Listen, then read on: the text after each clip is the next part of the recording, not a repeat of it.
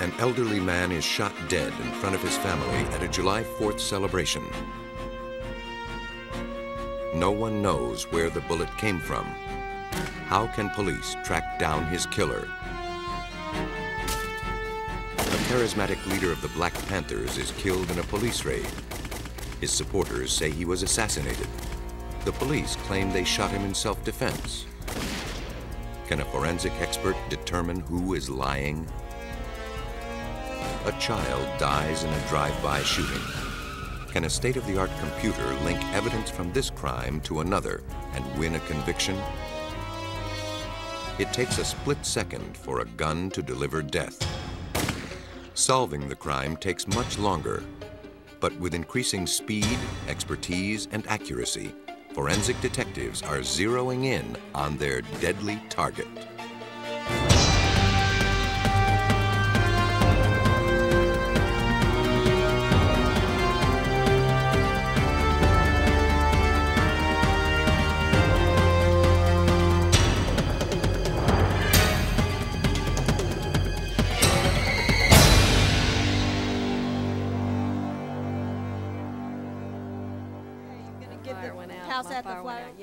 In Bloomingdale, Illinois, a small town 40 miles northwest of Chicago, July 4th, 1989 began like any other Independence Day. Like people all across America, families and friends gathered to celebrate the country's birthday by relaxing and holding the traditional backyard barbecue. Kids amused themselves with sparklers while eagerly waiting for the sun to set and the town fireworks display to begin. On the picnic grounds, a carnival provided an endless array of diversions, something for everyone to enjoy. But for one Bloomingdale family, the celebration ended in tragedy.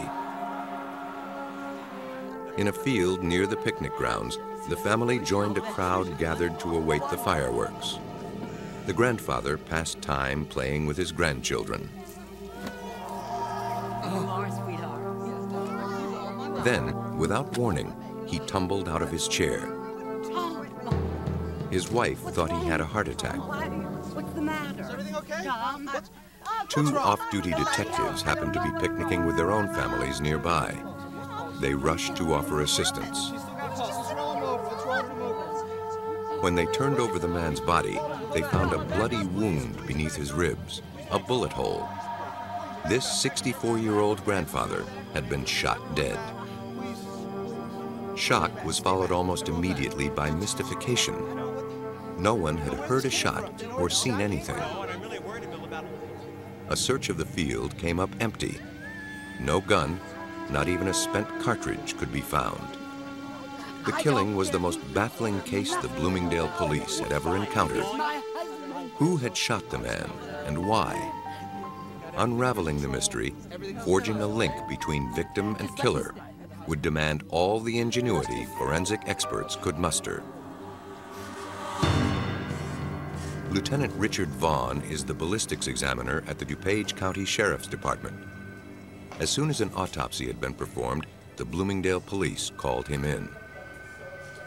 The coroner confirmed that a bullet had struck the victim on the right side, then penetrated beneath the rib cage, causing his death. He also recovered the bullet. Fortunately, it had not hit bone and was in near pristine condition. Vaughn's initial task was to try to establish what kind of gun had fired it, so he and detectives could begin to look for the gun and, ultimately, its owner. Under his scrutiny, the bullet's size and weight and any physical marks could provide vital information. The evidence bullet in this case, the first question would be, what caliber is it? Caliber is determined by the weight of the bullet and by the diameter of the bullet. Vaughn started by weighing the bullet on a digital balance. Then he measured it with an instrument called a micrometer. When the process was completed, he determined the bullet was a .44 caliber. It had come from one of the most powerful handguns on the market, a .44 Magnum revolver. Several companies manufacture such weapons. Vaughn had to determine the make and model of the one that shot the fatal bullet. He placed the bullet under a microscope and examined its rifling characteristics. All guns leave a series of spiral grooves on a bullet as it speeds down the barrel. The number of grooves, their width, and whether they twist to the left or right varies with the manufacturer. This particular bullet had 6 grooves and 6 lands, the raised regions in between. They spiraled along the bullet with a right-hand twist. Now Vaughn turned to a device called a measuring projection unit. It enabled him to accurately determine the widths of each land and groove. Armed with this information, Vaughn turned to a computer database called the General Rifling Characteristics File. Maintained by the FBI, it contains information about thousands of weapons. Feeding in the caliber, number, and width of lands and grooves, and the directional twist of the bullet, enabled him to identify the probable make of the gun. We had a groove width measurement of 0.129 thousandths of an inch. When we then refer to the .44 Magnum caliber category, you will note that the probable make and model of firearm that could have fired the evidence bullet was a firearm manufactured by Sturm Ruger, and the model would be the Red Hawk model. Within 2 hours, Vaughn developed a vital piece of evidence. The gun was a Sturm Ruger Red Hawk .44 Magnum. But a search of local gun shops turned up no record of any such weapon being sold. Vaughn decided the only way to trace the killer was to find where the bullet had been fired from. We started out with this measurement where we had... An ammunition manual told him that a Ruger Red Hawk .44 Magnum has a maximum range of about 1.5 miles. But the chances of locating where the bullet had been fired in an area that large would be next to impossible. To reduce the search area, Vaughn went back to the site of the killing to reconstruct the incident. All that he required was a mannequin, a lawn chair, and a wooden dowel. He seated the mannequin in the same place and position as the victim.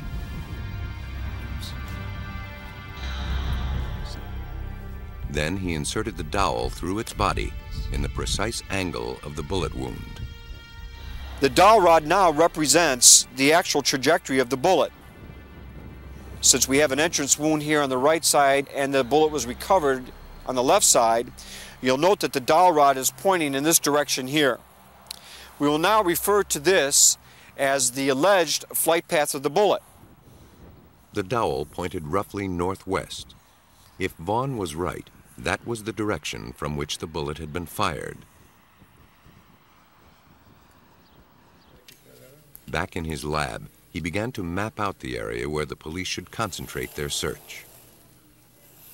This is a Bloomingdale Township map which I was able to pick up at the Highway Department, which I took to the scene. And it demonstrates or depicts the search area. You'll note this area here is the open field in which the spectators were seated waiting for the 4th of July fireworks to occur in this area here. The decedent was seated in a chair here. Now, we had determined by a quadrant that our search area was going to be to the north and northwest. But from where in this search area had the bullet been fired? Vaughn's references told him the muzzle velocity of a Red Hawk is 1,200 feet per second. But from the 15-inch deep wound in the dead man, a medical examiner estimated the bullet slowed down to less than 700 feet per second when it hit. With the help of a computer ballistics expert, Vaughn calculated how far the bullet must have traveled for its velocity to have been reduced to this amount. We came to realize that the impact velocity being approximately 450 feet to 700 feet per second, that we would have to concentrate our search in an area between 500 yards and 700 yards. So our search area would have been in this span right here. So what we did is we actually established a cone of origin, if you will, where we would focus our search from this line depicted here to this roadway, which is depicted here. After narrowing the search area, Vaughn and police combed the neighborhoods between 500 and 700 yards northwest of the picnic grounds. They conducted door-to-door interviews, searching for any evidence that a large caliber gun had been fired. Eventually, they arrived at a residence on Lawrence Avenue. During a search of the backyard, they made a crucial discovery. In a corner was a 55-gallon drum perforated with holes. Vaughn felt they could have been made by .44 caliber bullets. The edges showed little sign of rust, suggesting they were new. Had they been made by the same magnum that killed the elderly man? To find out, Vaughn had to recover one of the bullets and compare it to the bullet from the dead man. He relied once again on dowels to point him in the right direction. With luck, they'd lead him to a bullet. We have evidence that the shots were fired at an angle where they entered a little bit higher than they exited. You also note that the metal on this side, that there's an indentation here, that the actual metal folds inside, which is indicative of this being where the bullet entered. And on the other side, we have evidence of the bullet exiting, where the metal fold is actually folding towards the outside. So this is indicative of the bullet exiting. So we're going to take this dowel rod here and we're going to reconstruct the trajectory. In other words, the flight path of the bullet from the time it struck the 55-gallon drum until it exits. Again, you can see the actual metal around the periphery of the hole, and the fact that it's folded out is indicative that this is an exit. So this would demonstrate that this bullet, continuing in a straight flight path, would most likely have hit the grass somewhere in here. So what we're going to have to do is focus our search on this area. We're going to have to conduct a grit search. Vaughn and detectives spread out to find a bullet. Despite their thoroughness, they found nothing. Perhaps the barrel had been moved since the shots were fired through it. If so, metal detectors would be required to search a larger area. Then one of the deputy sheriffs had an idea. Perhaps the shooters had been burning logs in the barrel while using it as a target. Maybe the bullets were in the nearby pile of ashes. He sifted through the cinders and found what he was looking for. If Richard Vaughn could prove the bullet came from the same gun that killed the elderly man, he'd have the break he needed.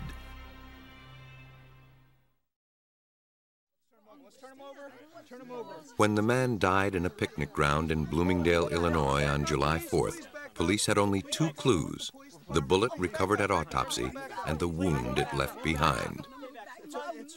Now, ballistic examiner Richard Vaughn had a second bullet, found near the 55-gallon drum. A comparison of the bullets would tell him if they came from the same gun. Every Ruger Red Hawk Magnum leaves similar rifling marks on a bullet. 6 lands and grooves with a right-hand twist. But every gun also leaves its own unique individual signature on the bullets it fires, produced by tiny irregularities in the rifling. The bullet found in the drum was deformed by the impact, but Vaughn was still able to discern a series of distinguishing marks. They were enough to conclude it came from the same weapon that killed the victim. The net was closing in, but an important question remained. Could a bullet fired from the backyard travel unobstructed for nearly a half-mile to the picnic grounds? Vaughn enlisted the help of an engineering firm to survey the bullet's likely path. They recorded ground elevations and the positions and heights of every house and tree between the Lawrence Avenue residence and the picnic grounds. Then they constructed a diagram. The red line here demonstrates the calculated trajectory of the fatal bullet. The dark line here demonstrates the terrain. We do have documented here the dwellings that fell within the line of the trajectory of the fatal bullet. What we were able to determine was that this particular residence, for example, the bullet went directly to the right of it. But this indicates where the barrel of the firearm was.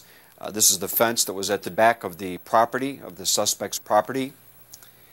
And this is the area where the decedent was seated. On its half-mile journey to the picnic grounds were many potential obstacles. Amazingly, the bullet missed every one. But would it still possess enough power to kill once it got there? To make his case, Vaughn had to prove it could.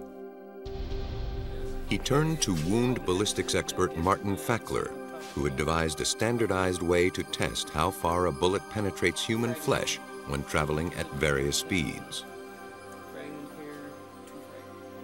The depth of the wound depends on the velocity of the bullet.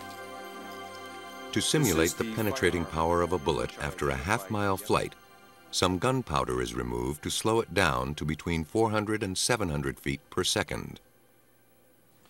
This is referred to as a bullet inertia puller, and we're going to use this to pull and separate the bullet from the cartridge case so that we are able to actually remove the gunpowder from the cartridge case. Now that the bullet has been separated, Vaughn carefully tips out a measured amount of the gunpowder. It's a trial and error process. Empty out some powder, fire around. Measure the bullet's speed. If it's too high, remove a little more gunpowder. If it's too low, remove a little less from the next round. To ensure that the bullet impacts the block at the intended velocity, its speed is measured with an electronic timer. This is a chronograph. This is used to measure the speed of a moving projectile. It is nothing more than a timer, and the timer is started by the shadow of a bullet passing between these first two rods, and the timer is stopped by the shadow of a bullet passing between the second two rods. The speed in feet per second of the projectile is then recorded in the front of the machine. Finally, when everything is set, the test bullet is fired into the gelatin. Firing in the hole. The bullet traveled 15 inches, almost identical to the depth of the fatal wound. What's more, like the bullet found in the victim, it had not deformed. The test proved that the bullet had enough power to kill the man from a half-mile away. Further evidence that the shot had been fired from Lawrence Avenue. The results of Vaughn's test gave Assistant State's Attorney Joe Burkett grounds to serve a search warrant on Robert Logsdon, resident of the home where the drum was found. Logsdon admitted he and his girlfriend held a party on July 4th. But at first, he denied owning a handgun. As a convicted felon, it was illegal for him to possess one. He lied about virtually everything until he was confronted with facts that were known to us that we had put in the warrant, and he ultimately confessed and implicated his girlfriend as well in the shooting. There's a man who's dead. Under pressure from Burkett, Logsdon produced a .44 caliber Strum Ruger Red Hawk. He later confessed and revealed the events of his party. It had started ordinarily enough, a barbecue for a few close friends. Sometime in the afternoon, Logsdon had gone into the house to fetch his Ruger Red Hawk. A jug of water was placed on the 55-gallon drum as a target.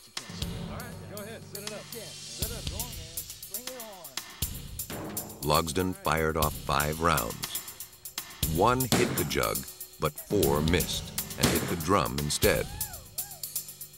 Then he handed the gun to his girlfriend, whose shot missed the jug and drum completely.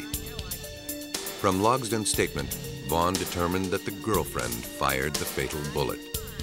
Because she was shorter than Logsdon, she tilted the gun higher. The increased angle gave the bullet a trajectory high enough to reach the picnic grounds. Logsdon pleaded guilty to unlawful use of a handgun, to possessing a stolen weapon, and to involuntary manslaughter. His girlfriend also admitted firing the gun and likewise pleaded guilty to involuntary manslaughter. Logsdon was sentenced to 6 years. His girlfriend received 90 days plus plus probation. It was really just a tremendously successful investigation because, as with any murder or any homicide, police officers and prosecutors don't take holidays. We worked closely with the Sheriff's Office, the Coroner's Office, Bloomingdale Police Department, Sergeant Vaughn and the crime lab. Everybody did an excellent job. In Bloomingdale, victim and killer were completely unaware of each other's existence and were a half-mile apart. It took the tools of forensic science and the dedication of law enforcement professionals and ballistics experts to bridge the gap. The Bloomingdale death was a tragic accident caused by carelessness and an astonishing twist of fate. Its randomness made it a challenge to solve. In Chicago, during the turbulent 1960s, an investigator struggled with a different challenge. A political activist lay dead. Was he killed in self-defense or assassinated? The bullet-riddled walls held the answer.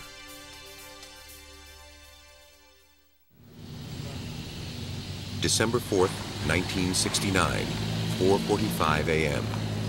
14 police officers, handpicked by Illinois State Attorney Edward Hanrahan, approached an apartment in Chicago's Oak Park area, the heart of the city's black ghetto. They were about to embark on what would become one of the most controversial events in Chicago's history. The first-floor apartment was occupied by members of the Black Panther Party, a militant left-wing organization that preached social revolution. As the main group of police entered the front, a smaller force came in at the back. 15 minutes later, the tiny two-bedroom apartment was laced with 100 bullets. When the smoke cleared, 2 young Panthers were dead. 4 more were injured, 2 of them seriously. 2 policemen received superficial wounds. The raid yielded a cache of arms, 19 guns and boxes of ammunition. Among the dead was Fred Hampton, age 21, the charismatic leader of the Panthers' Illinois chapter. Black people need some peace. White people need some peace. And we are going to have to fight. We're going to have to struggle. We're going to have to struggle relentlessly to bring about some peace. Hampton was the 28th Black Panther killed by police in less than 2 years. The Black Panthers emerged in Oakland, California, a product of the 1960s social unrest. While black leaders such as Martin Luther King advocated civil disobedience and political action to advance civil rights, the Panthers seemed prepared to use violence if necessary. The December 4th raid quickly became a media event, as the Panthers and the authorities gave radically different accounts of what happened. Hanrahan claimed the police were serving a legitimate search warrant when the Panthers started shooting. When the police officers announced their office, they were fired upon. In a filmed demonstration, the police gave their account of the raid. In this version, Panther Mark Clark was sitting in a chair in the living room. He fired a shotgun through the front door as police approached. Police then burst in and shot him dead. As more Panthers began shooting, the exchange escalated. There were 3 shots fired from the rear bedroom. They were directed directly at the back door as I was coming in. I backed out again. According to police, when they entered Hampton's bedroom, they found him in bed, lying on his stomach. He opened fire with a .45 caliber automatic and a shotgun. In self-defense, they shot him twice in the head. But the Black Panthers told a different tale. The police burst in without warning, started shooting, and killed Mark Clark, who fired only after being fired upon. No other Panther used a weapon. More police stormed in from the back, found Fred Hampton asleep, and shot him twice in the head before he had a chance to wake up. Hampton's girlfriend was in bed with him when the raid began. Still half asleep, I looked up and I saw bullets coming from, it looked like the front of the apartment, from the kitchen area. They were, pigs were just shooting. When he looked up, just looked up, he didn't say a word, and he didn't move, except for moving his head up. He laid his head back down to the side like that. He never said a word, and he never got up out the bed. The Panthers were convinced that Fred Hampton was assassinated and that police had launched a full-scale cover-up. Panther lawyer Skip Andrew acted as their spokesman. Anyone who went through that apartment and examined the evidence that was remaining there could come to only one conclusion, and that is that Fred Hampton, 21 years old and a member of a militant, well-known militant group, was murdered in his bed, probably as he lay asleep. Police arrested the surviving Panthers and charged them with several offenses, including attempted murder. To defend the Panthers, their lawyers needed evidence to support their version of the raid. They turned to ballistics expert Herbert McDonnell. He seemed an unlikely choice. More than once, he had investigated gunfights between the police and black radical groups. He usually sided with the police. I understood it was a shootout, similar to the ones I'd investigated before in the Republic of New Africa and Fred Ahmed Evans and others. So I expected this would be another black militant group who were in the wrong and the police were in the right. As McDonnell saw his role, it was to decide whether the police or the Panther account of the raid was nearer the truth. To determine this, he would have to reconstruct the raid from bullet holes and spent bullets in the apartment. It would take all of McDonnell's skill to find out what happened. He entered the apartment through a small foyer, which led to the living room. Mark Clark, the first Panther to die, had been shot here. Beyond the living room were two bedrooms. Fred Hampton had died in the farther one. Finally, at the back lay the kitchen, through which the rear contingent of Hanrahan's force had entered. McDonnell started his investigation in the living room. I spent 10.5 hours collecting evidence, taking photographs, and observing the trajectories of various bullets. I had never seen an area that had been so shot up as the living room. On one wall, the south wall, there were 45 bullet holes of various calibers. The larger ones were .45 caliber fired from a Thompson submachine gun. There were blasts from shotguns, and there were .30 caliber and .38. Having different sizes made it somewhat easy to establish which were fired from various weapons. Who had fired these shots, the Panthers or the police? McDonnell hoped his investigation would provide the answer. As streams of sightseers trooped through the apartment, McDonnell set to work, unpacking the simple tools of his trade: a camera, notebook, ruler, and a ball of string. Soon he made a curious request. I asked if I could have some straws brought in and some dowels. The Panthers went out, some of them, and they came back very quickly with a big handful of straws and a bundle of dowels, small ones. After measuring the precise position of every hole in the living room wall, McDonnell gently pushed the dowels and straws into them. By following the direction of a dowel, he could trace the path of a bullet. The straws protected the holes, ensuring that a dowel did not knock out plaster and destroy vital evidence. When he finished, the result was startling. All 45 bullets had been fired from the vicinity of the living room door. All must have come from the police as they burst into the room. When I began looking at the number of bullet holes, it became apparent that the vast majority seemed to be coming into the apartment rather than going out. The investigation seemed to be favoring the Panthers' version of the raid, but the police were quick to state their case. In an interview with the Chicago Tribune, Hanrahan produced a photograph of bullet holes in the molding around the back door. He called it irrefutable evidence that the Panthers had fired at the police as they entered from the rear of the apartment. Reporters studied the photos. One of the 4 pictures you gave the Tribune had 2 bullet holes on the right side of what was supposed to be the rear door. But when reporters inspected the apartment, they found the marks to be not holes, but nails. Hanrahan backpedaled.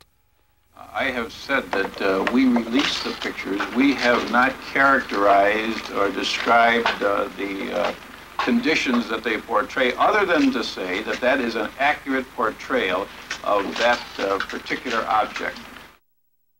Now the police changed their story. The Panther bullets, they said, whistled through the open door. That is not what McDonnell found. The claims that there were bullets fired out at the police, out the back door, are unfounded. There is no way the bullets could not have hit a person in the door, and if they missed them, they would have struck a brick wall. McDonnell continued his investigation in the front bedroom, where he discovered bullets fired in the living room had passed through the wall. While in the bedroom, he noticed the door was also pierced by bullets. He counted 25 of them. The police had claimed Panthers in the bedroom shot at them and refused to stop firing despite orders from officers. At first sight, the door seemed to confirm this part of the police's story. All the shots in the door came from the inside out, exactly what would be expected if Panthers in the bedroom had been shooting at the police. But there was a puzzle. None of those 25 shots hit an officer, nor was there any trace of them in the hallway beyond. But on closer examination, if those bullets were fired when the door was closed, as was claimed by the police, they would have struck the hall right across from that bedroom door. There was not one point of impact there. So having the dowels between the living room and that bedroom recessed, I could open the door all the way, and then all I had to do was to push the dowels from the living room side, and out of the 25 holes in the door, 25 were explained by the bullets coming from the living room when the door was wide open. When these shots had been fired, he concluded, the bedroom door was open, roughly parallel to the bedroom wall. Bullets fired by the police in the living room passed through the wall, then continued on through the door. By now, the evidence was overwhelming. Of all the bullets fired, only one, a shotgun blast in the living room door, seemed to have been fired by a Black Panther. This was beginning to look like a very one-sided gunfight. There were at least 99 fired in. So when you have 99 to 1, it's not a shootout. It's a shoot-in. But what happened in the back bedroom when Hampton lost his life? Was he waiting in bed, ready to fire, as police claimed? Or was he asleep and murdered in cold blood by the police, as the Panthers insisted? The trajectory of the bullets through his skull might solve the riddle. On January 3, 1970, a federal grand jury ordered Hampton's body exhumed. 2 earlier autopsies had given conflicting results. One, conducted by the Cook County coroner, reported that the 2 bullets in his head came from opposite directions. That suggested he was awake and moving. Hampton's relatives arranged a second one by a private pathologist. He found that both bullets had struck from the right and traveled on roughly parallel paths, suggesting Hampton was lying down. The new autopsy confirmed the second one regarding the trajectory. Both shots had entered Hampton's head from the right. The findings supported the Black Panther's claim that Hampton had been asleep, lying on his back with his head down. From the trajectory into the head of Fred Hampton, both shots were fired in nearly parallel trajectories which projected back to the doorway. So if one policeman came in and fired a shot, Fred would have still been lying in that position when the second person came in with a different caliber and fired a second shot at what probably was either a dead or dying person. McDonald's meticulous investigation and the autopsy supported the Panther version of events. It looked as if the police had indeed assassinated Fred Hampton. But the most crucial question had not yet been answered. Did the Panthers or the police fire first? If the Panthers had started the shooting, even if they had fired just a single shot, the police could maintain they shot back only in self-defense. To answer this question, McDonald performed his most dazzling piece of detective work. The gunfight evidently had started as the police stormed the living room. McDonald found that the living room door contained 2 bullet holes. His examination of powder marks and wood splinters established that one bullet came from outside, from a police .38 revolver. He recovered the bullet from the living room wall. A second, larger hole likely came from Mark Clark's shotgun. After blasting a hole in the door panel, the slug had gone through a wall and ended up in the stairwell outside the apartment. McDonald had an idea. By figuring out how far the door was open when the .38 bullet and the shotgun slug passed through it, he might be able to tell who shot first. He traced the bullets' paths as they flew through the door. He knew that, by their own admission, the police had forced open the door as the raid began. He threaded a string through the .38 caliber hole in the door to the .38 hole in the wall. Then he adjusted the door until the string was straight. The door was barely ajar. Next, he ran a line from the slug hole in the stairwell through the hole in the door and then to Mark Clark's chair. This time, when the string was pulled straight, the door was 3/4 open. Through his experiments, McDonald pieced together the scenario. As police pushed open the door at the start of the raid, they fired the .38. As it swung open further, a Panther shotgun went off. That was the only evidence of any shot being fired out. McDonald's conclusion was clear. The police fired first. According to McDonald's findings, the police broke in, firing a .38 caliber pistol as they slammed open the living room door. A Panther, presumably Mark Clark, returned the fire. As the fusillade of police bullets poured into the apartment, Panthers fled to the second bedroom, where they tried in vain to awaken Fred Hampton.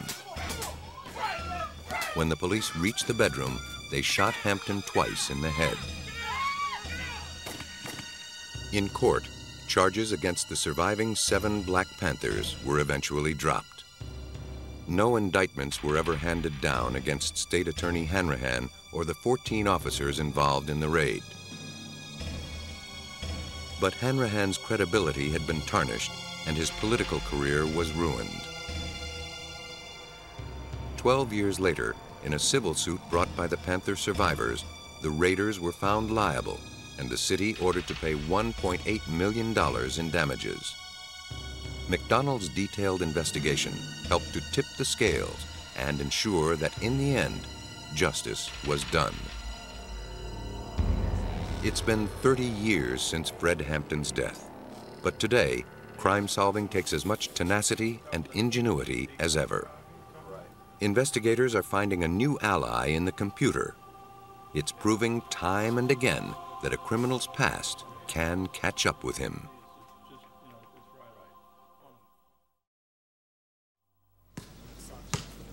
On March 8, 1996, a young boy was spending the evening as any 12-year-old would, when tragedy struck.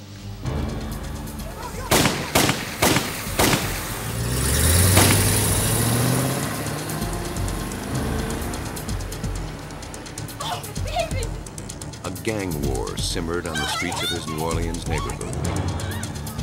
The boy became a casualty of that war, a bullet in his head from a senseless drive-by shooting. Within minutes, police and paramedics were on the scene. They rushed to save the boy's life, but from the start, the prognosis looked grim. Homicide detectives from the New Orleans Police Department began interviewing eyewitnesses. 2 men who had run for safety when the drive-by occurred returned to the scene. One of them was the victim's uncle. The men admitted to police that they were the intended victims. They recognized the car and identified the triggerman as Kevin Jordan, a gang member and drug dealer. Meanwhile, the child was taken to the hospital. 15 hours later, he died.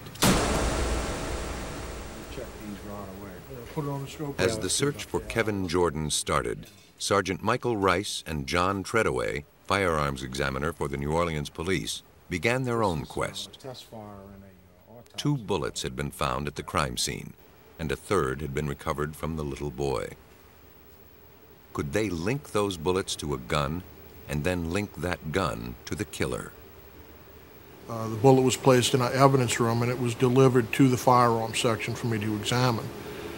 Examining the bullet, I found that it was a .38 caliber having a 6 right rifling twist.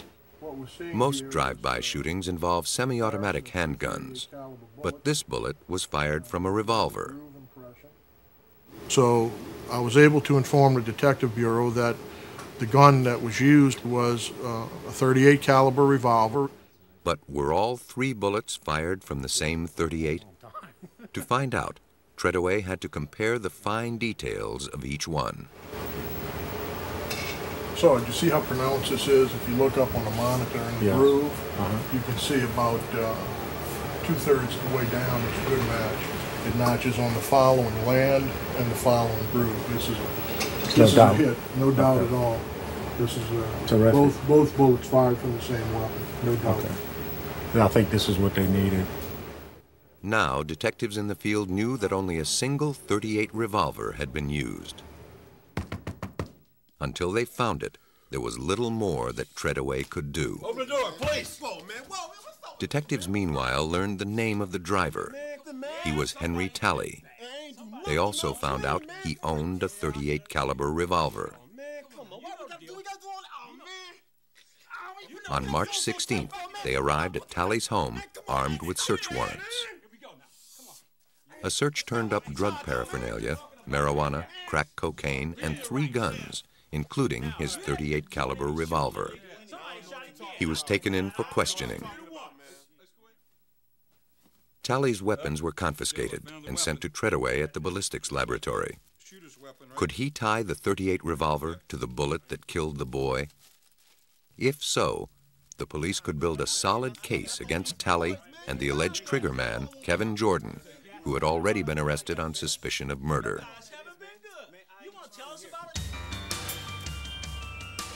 The first order of business was testing for fingerprints.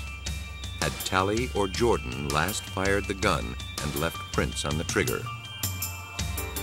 Timothy Susano, a fingerprint expert with New Orleans Police Department, demonstrates how he finds them. Latent fingerprints, prints invisible to the naked eye, are developed in a 2-stage process. The first involves fumigating with superglue. Molecules of the glue will stick to a print. Then you want to take your liquid superglue and pour it into the aluminum dish. Next, I'm going to place the aluminum dish onto a hot plate that's located inside this tank. That's going to heat the superglue and accelerate the fuming process. Within an hour, the gun is cooked. Now it's ready for the second stage of the test. It's washed with a fluorescent dye. If any prints exist, the dye will adhere to them and become visible under the ultraviolet light source. Unfortunately, none showed up on the .38 found at Talley's residence. The test could not help pin the shooting on Talley or Jordan. Still, the test is often worth performing. Sometimes it can yield dramatic results. This is an example of a partial latent fingerprint that was developed on the trigger guard of a weapon that was used in a murder. As you can see, the partial fingerprint right here, that's on the front part of the trigger guard, which is located right here. To establish a connection between Talley's gun and the fatal bullet, Treadaway needed to inspect a bullet shot from the gun. This is our ballistic recovery room. In this room is our ballistic tank that we test fire our weapons in. This is Officer Gwen Serpass. He's going to test fire these weapons. We're going to test fire this 38 first. Before we do anything with it, we normally like to check to make sure that the weapon is functional. We make sure that there are no obstructions in the barrel and all the parts on the weapon are in place. I'm gonna go ahead and load it.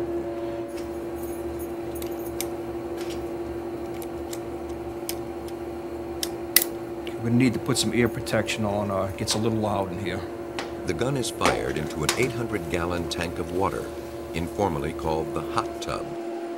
Water halts the bullet without distorting its shape or marking its surface.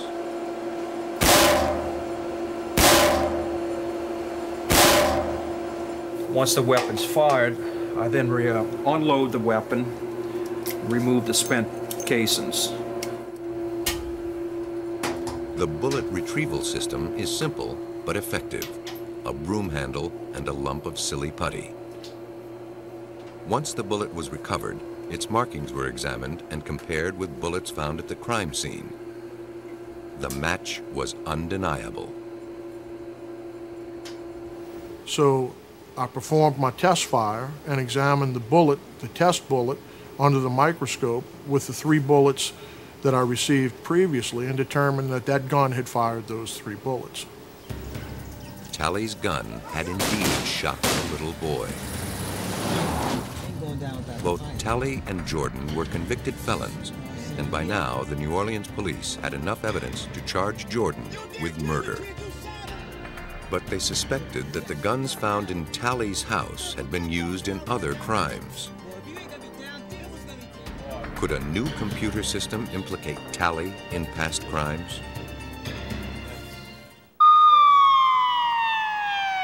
When the 12-year-old boy died in a drive-by shooting in 1996, New Orleans police had a brand new crime-solving tool available.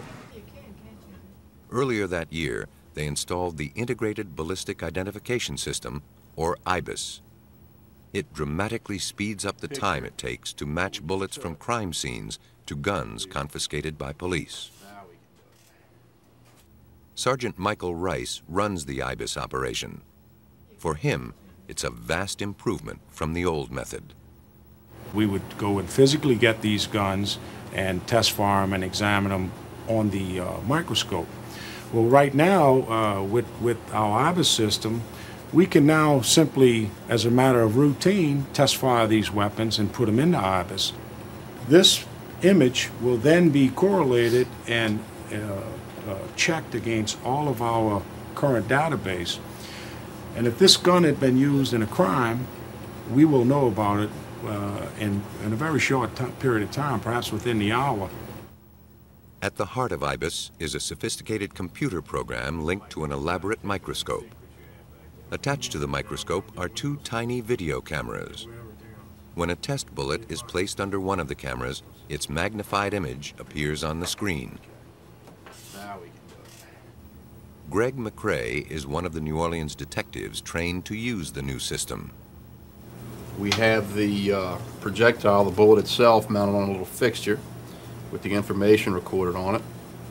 It's glued on here. I'm going to mount it to the machine, rotate it and lock it in. At the flip of a switch, the cradle begins to move, turning the bullet through one complete revolution, scanning an image of the bullet into the computer. As you can see, you see striations, you see groovings, you see markings. As we move it down, we'll take a picture of it. The machine digitizes this picture as it takes it. Now, when we process it, the picture is taken and then processed digitally from this machine into the next machine, the next computer, which will in turn correlate it. Built into IBIS is a program designed to scan each image for its distinctive pattern of marks or lines. Having picked it out, the program searches through its database looking for other images of bullets that match. Within less than a minute, it can scrutinize thousands of bullets, a task that would take a ballistics expert like John Treadaway years to perform. This part of IBIS is called bulletproof. A second subsystem, brass catcher, enables him to scan and match spent shells. The casing, which is the other section of the bullet, would be put in this area here and locked in here and secured. This particular microscope will take a picture with the camera mounted up here of the back end, or I should say the breech face of that casing. The breech face and also the firing pin, which is in this area right here. Now the computer records the shell's distinctive features, the positions and shapes of indentations left by the firing pin and tiny gouges left as it's ejected from the weapon.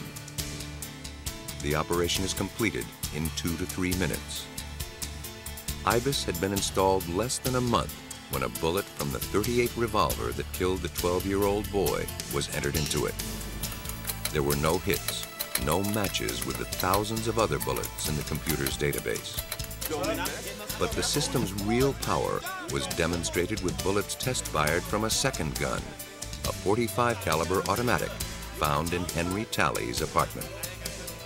The firing pin, which we're looking at, if you look very closely, you can see this duck image right here, center in the firing pin itself. But this is very clear. We knew from looking at the screen that the probability of a match was very, very high. IBIS made a hit, implicating Henry Talley in another unsolved drive-by shooting. It was enough to strengthen the case against him regarding the death of the child. IBIS had proved itself on its first case. Prior to IBIS, this case would have probably been unsolved. It would have never picked up any additional follow-up unless there was a specific reason for it.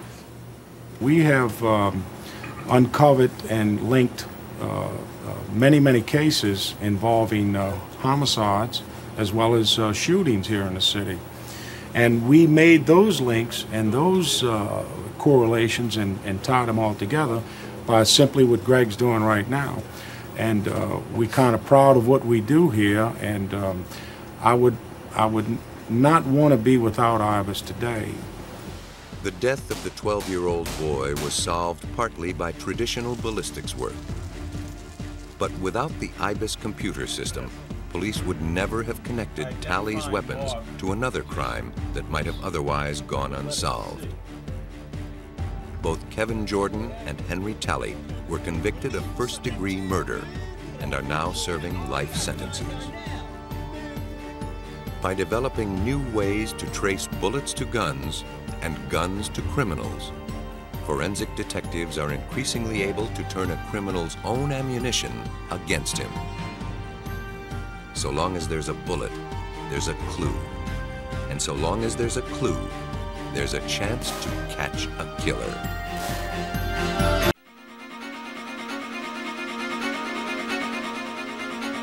A hat, a glove, a trail of blood. Investigators believed they led to a killer. The prosecution thought it had an airtight case. Hard evidence, bolstered by rigid science. The defense argued the evidence was tainted and the science was shoddy. The jury expressed reasonable doubt about the guilt of Orenthal James Simpson and serious doubts about forensics.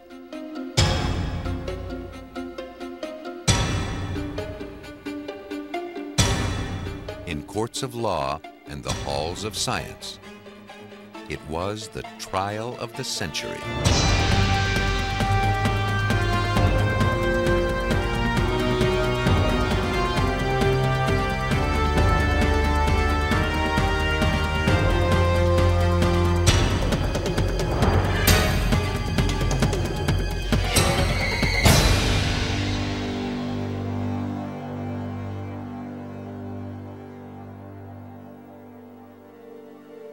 Los Angeles, California. A town famous for sunshine, celebrities, and scandal. But even by LA standards, the events of June 1994 were electrifying. In an affluent suburb, 2 people were found brutally murdered. The prime suspect was a football star turned film actor. All eyes focused on the Los Angeles County Courthouse as the trial unfolded like a Hollywood movie. For 10 months, the state of California versus Orenthal James Simpson played out in the courtroom and on televisions around the world. On October 3rd, 1995, the world held its breath as the jury rendered its decision. It took just under 3 hours to reach its verdict. We, the jury, in the above entitled action, find the defendant, Orenthal James Simpson, not guilty of the crime of murder in violation of Penal Code Section 187A, a felony upon Nicole Brown Simpson, a human being as charged. The verdict was a shock to the Los Angeles County District Attorneys who tried the case and to the families of the victims. But for the defense, it was confirmation that the quality of the evidence must be weighed before depriving a person of his freedom. From the start, Simpson was also being tried in the court of public opinion.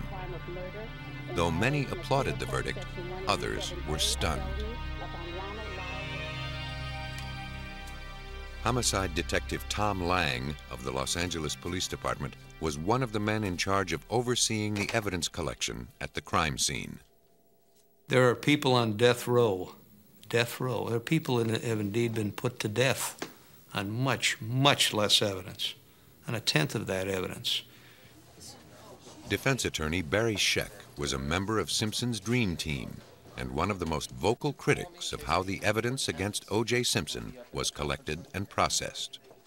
The way that crime scene was handled by the criminalists from the Los Angeles Police Department, by the people in the crime lab when they did the initial DNA testing, and by the medical examiner's office was shameful. Soon after the trial began, it became clear that more than Simpson was on trial. Forensic science would also have its day in court. Could the evidence and the methods under which it was collected withstand the defense team's harsh scrutiny? There were no eyewitnesses to the murders of Nicole Brown Simpson and her friend Ronald Goldman. But from the very beginning, the prosecution thought strong circumstantial evidence pointed to the killer.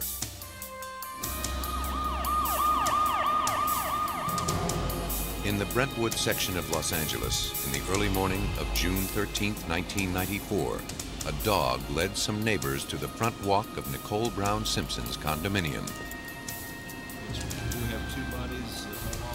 There lay the mutilated bodies of Nicole Brown and Ronald Goldman. Their killer, or killers, had slit their throats.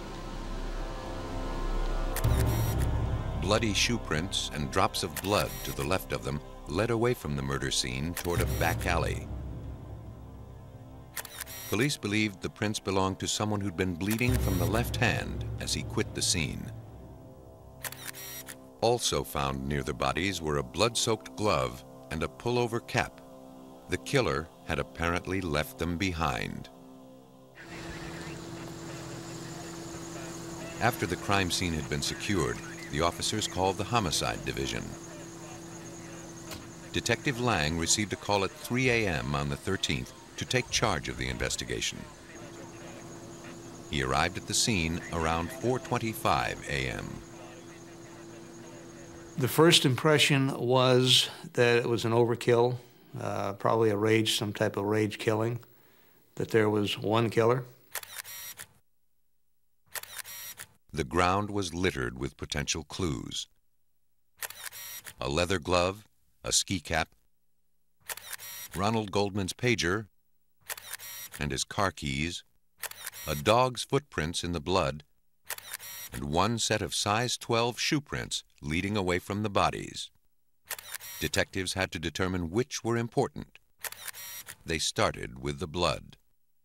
Along with the heel-to-toe stride analysis of the bloody shoe prints, told us that the source was in fact walking.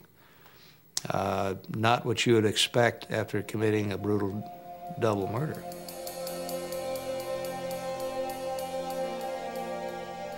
There's an interruption in his gait, and he stops, and there's 2 or 3 prints that point back towards where he was, indicating the possibility that the killer stopped and looked back.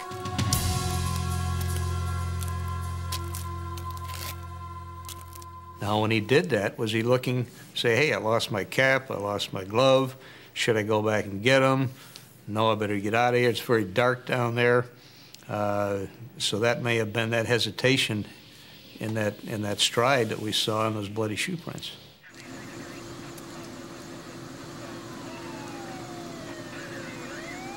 At the request of his superior, Lang left the crime scene to notify the victim's estranged husband, former football star and broadcaster O.J. Simpson, that his ex-wife had been killed.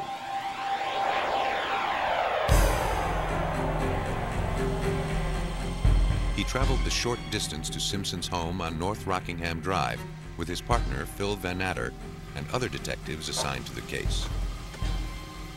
One of them named Mark Furman. It was the first time Lang and Van Natter had worked with Furman. Mr. Simpson, this is the police. Mr. Simpson, this is the police. Will you please open the gate? They approached the front gate of Simpson's home. Though they could see lights on in the house, no one responded to the buzzer. According to the testimony of Mark Furman at trial, he then noticed a white Ford Bronco outside the gate. It was parked at an odd angle. Through the window, he saw a small black bag bearing the label Orenthal Productions. Furman concluded the car belonged to O.J. Simpson. He then called Tom Lang over to show him something else he had found. Near the door handle on the driver's side, there appeared to be a spot of blood.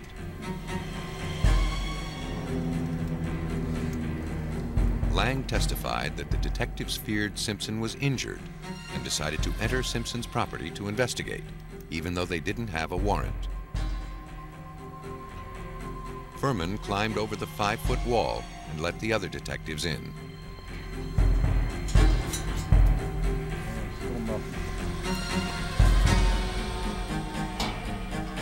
Lang and Van Natter checked the front door, while Furman investigated behind the house.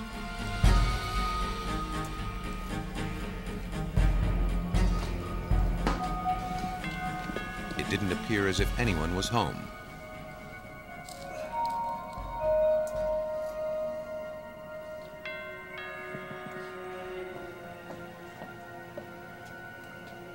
Detectives roused Cato Kalin from a bungalow at the rear of the house.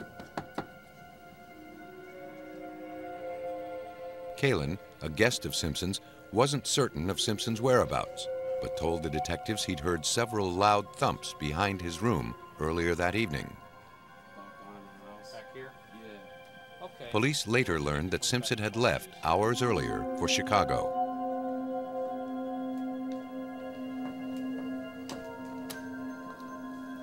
While the other detectives continued their search, Furman, alone, went to investigate the cause of the strange noises Kalin reported. He found a bloody glove in plain view. It appeared to match the blood-soaked glove found at the murder scene. Furman brought Van Natter to show him his discovery. Simpson's Rockingham estate was declared the second crime scene of the night. O.J. Simpson was now a prime suspect. He was not a suspect initially when we went on the property. But once the glove had been found, he most definitely became a suspect. According to the testimony of Philip Van Natter, as dawn broke over Los Angeles, he was able to see drops of blood in Simpson's driveway. They led from the Bronco to Simpson's house. Later, Van Atter found drops of blood in the entrance hall. As he looked into the Bronco, he saw still more traces of blood on the console and seat. Van Atter ordered the car seized and by 10:45 obtained a warrant to search the house for additional evidence. Meanwhile, Simpson returned from Chicago. Police had notified him by phone of his ex-wife's murder. He agreed to be interviewed by Detectives Lang and Van Atter without the presence of his lawyer. The detectives noticed a deep cut on a finger of his left hand. Van Atter asked Simpson repeatedly about the injury. His responses seemed inconsistent and contradictory. First, he said he cut his finger in Chicago on a broken glass. Then he changed his story and said he may have cut it in L.A. and reopened it in Chicago.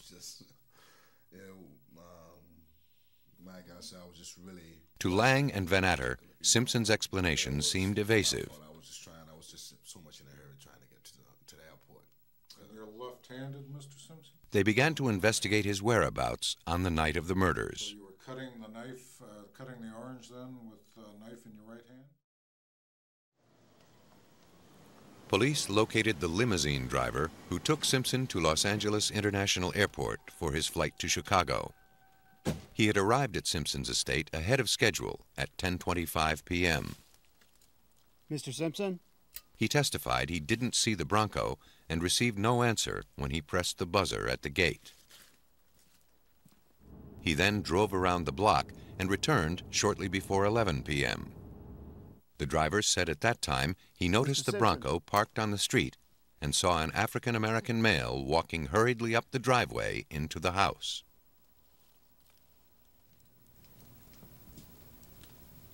Then he saw a light go on. O.J. Simpson told him over the intercom that he'd overslept and would be down in a moment. Police believed the murders took place around 10:30. The prosecution felt Simpson's alibi couldn't hold up. They now had to find a motive. To build their case, police interviewed friends and family members of Nicole Brown. They suggested the killing was the final act of a vengeful and abusive husband. Nicole, battered and bruised, had called the police in 1989, charging that Simpson had beaten her. 911 emergency. Can you get someone over here now to 325 Gretna Green? He's back. Please. Okay, what does he look like? He's O.J. Simpson. I think you know his record. Could you just send somebody over here? Okay, what is he doing there? He just drove up again. He just drove me over. Okay, wait a minute. What kind of car is he in? He's in a white Bronco, but first of all, he broke the back door down to get in. Okay, wait a minute. What's your name? Nicole Simpson. Okay. For his actions, a court ordered Simpson to perform community service. More recently, friends said he'd been stalking Nicole, threatening her and pressuring her to renew their marriage. Nicole had also become concerned about a missing set of keys to her condominium. They would resurface after his arrest.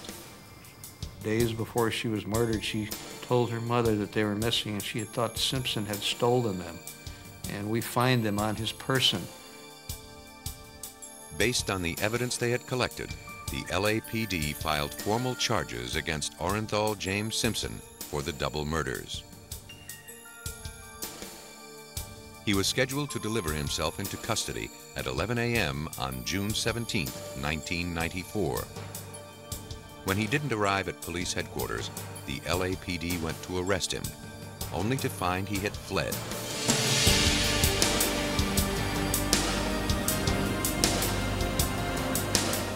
As they began an extensive search, a television news helicopter began broadcasting images of Simpson and his friend A.C. Cowlings driving along the freeways of Los Angeles in a white Ford Bronco.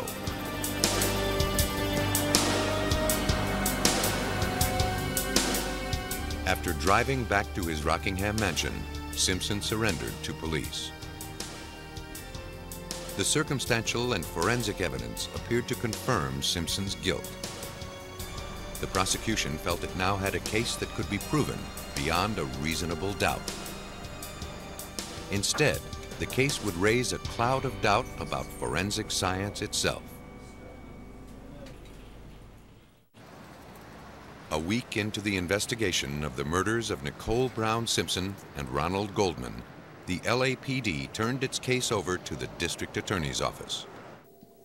Prosecutors, along with the LAPD's Tom Lang and Phil Van Atter, were increasingly confident their case would hold up in court. Phil and I talk about our last 10 murders combined don't have this evidence. So unquestionably, there's more evidence than that I challenge any prosecutor to tell me they've seen more, unless you've had it in, in Yankee Stadium in front of 80,000 people. I've never seen more evidence, or even heard of more evidence in a criminal case than this. The prosecution accumulated what it felt to be a mountain of evidence. The 2 blood-stained gloves, blood found at the scene, in Simpson's Bronco, and on his clothing, as well as hair found on the knit cap, consistent with that of an African-American male.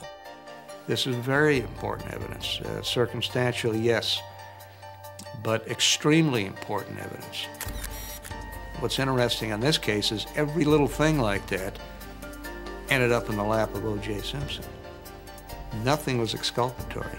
Nothing said someone else was involved or a second person. Nothing says this guy didn't do it. The trial of O.J. Simpson for the murder of his ex-wife Nicole Brown and her friend Ronald Goldman began in January 1995 in the Los Angeles County Courthouse. Because California state courts allow TV cameras, an audience of millions followed the trial day after day. It was the most watched trial in history. For LAPD detective Tom Lang, this made testifying difficult. So I'm on the stand, and after all these days, and I've got a jury glaring at me, above them is this camera with 50-some-odd million people watching me live. Am I concentrating on that camera and all these millions of people that I know are watching me, or am I concentrating on the attorney and the questions being asked of me? That's the negative impact that much publicity can have on a case. And it did play a factor here. The prosecution would try to prove that O.J. Simpson acted alone, killing Brown and Goldman with brutal efficiency. Brown's blood was found on Goldman and vice versa. To the prosecution, this meant the same knife had been used to kill both victims. To better understand how the murders could have been committed, the prosecution sought the expertise of crime scene reconstructionist and former homicide detective Rod Englert. So I have to just look at the evidence, let the evidence do the talking, and then find support for that evidence to work out a logical sequence. That's what a reconstructionist does. 7 weeks after the murders, Englert first walked through the crime scene in an attempt to piece together the elements of his reconstruction. So the first thing that I did was to get a feel for the scene, the dimensions, the space, walk through Nicole's home, upstairs, downstairs, and looking, and you might find this interesting. You know what I was looking for? I don't know what I was looking for. I just know it when I see it. I know what's out of place because of that experience. Not that I'm cerebral or anything, but you just, having seen these so many times, you just you recognize when something's not right. This reconstruction is based on Englert's written report as presented to the court. It speculates how the crime may have occurred and how long it might take, assuming the prosecution's theory that O.J. Simpson was the killer. The defense contended that the murders would have involved a prolonged struggle of as much as 15 minutes. The prosecution, however, believed they took a total of 30 seconds. The evidence suggests that when Nicole came out of her door, and we're going in slow motion, that she was approached by O.J. Simpson, who hit her on the head numerous times, and then she has 3 stab wounds to the left side of her neck that went very, very deep, and she goes down causing abrasions to her elbow, to her face, from hitting the concrete. Then after she is down on the ground, then Ron Goldman walks up, and when he walks up, an altercation is between the two of them. The glove comes off because O.J. had his left arm around. The glove drops in the scene.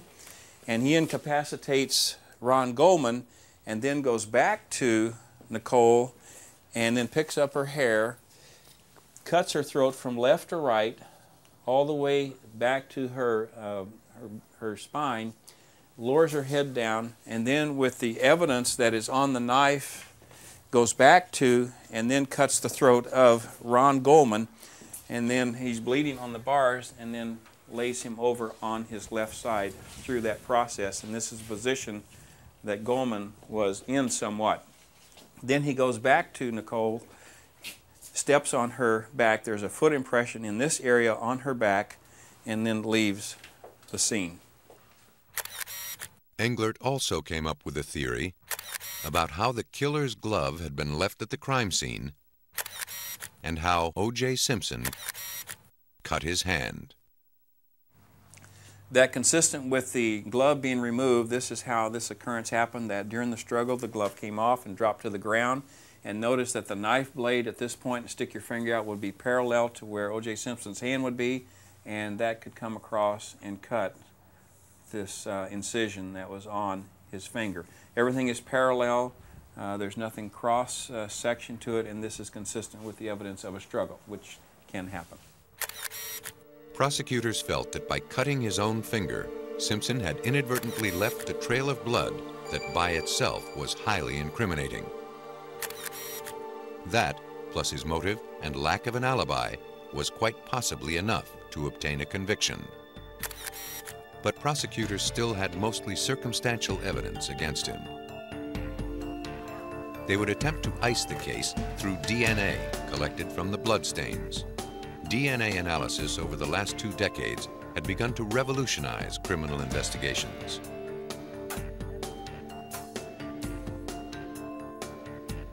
Until recently, blood evidence had limited use in helping identify criminals.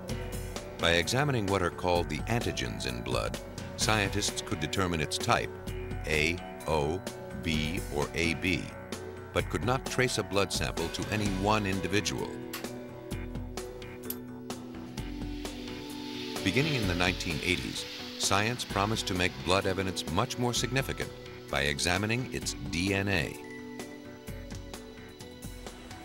Found in every cell of our bodies, DNA contains the coded instructions of our being. The color of our eyes, our height and hair color, the size of our brain, and so on. Since no 2 humans are alike, except identical twins, it follows that no 2 people have the same set of DNA instructions. By breaking the code, scientists have been able to identify the patterns or markers that distinguish one person's DNA from another's. 2 tests are used to isolate and identify human DNA. One, called polymerase chain reaction, or PCR, requires a small sample of blood cells, which are then replicated to produce a larger sample. For the other test, called restriction fragment length polymorphism, or RFLP, researchers must start with a much larger sample of cells. Most of the testing in the Simpson case used the simpler PCR test. Though most courts have accepted DNA evidence, there remains some controversy about its reliability and methods. Like critics of fingerprint science 100 years ago, some question whether we have truly broken the code. In addition to that, DNA science is difficult to explain and, for many jurors, hard to understand.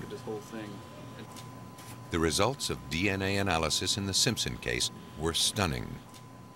A prosecution expert testified that the drops of blood leading away from the murder scene were probably O.J. Simpson's. The odds the blood came from someone else were calculated at 1 in 170 million. Blood found on the back gate at the murder scene was also identified as Simpson's. Here, the odds of it being someone else's were 1 in several billion, greater than the population of the planet. This essentially proved the blood was Simpson's. Simpson's blood was also identified on the Bronco's door panel, dashboard, and near the headlight switch. Simpson told police he'd last driven the Bronco before dark on the day of the murders. Crime scene reconstructionist Rod Englert. When do you turn on your headlights? Daytime? Not really. So there was a transfer on that dash which was blood consistent with O.J. Simpson's DNA. But even more remarkable was the console between the passenger seat and the driver's seat.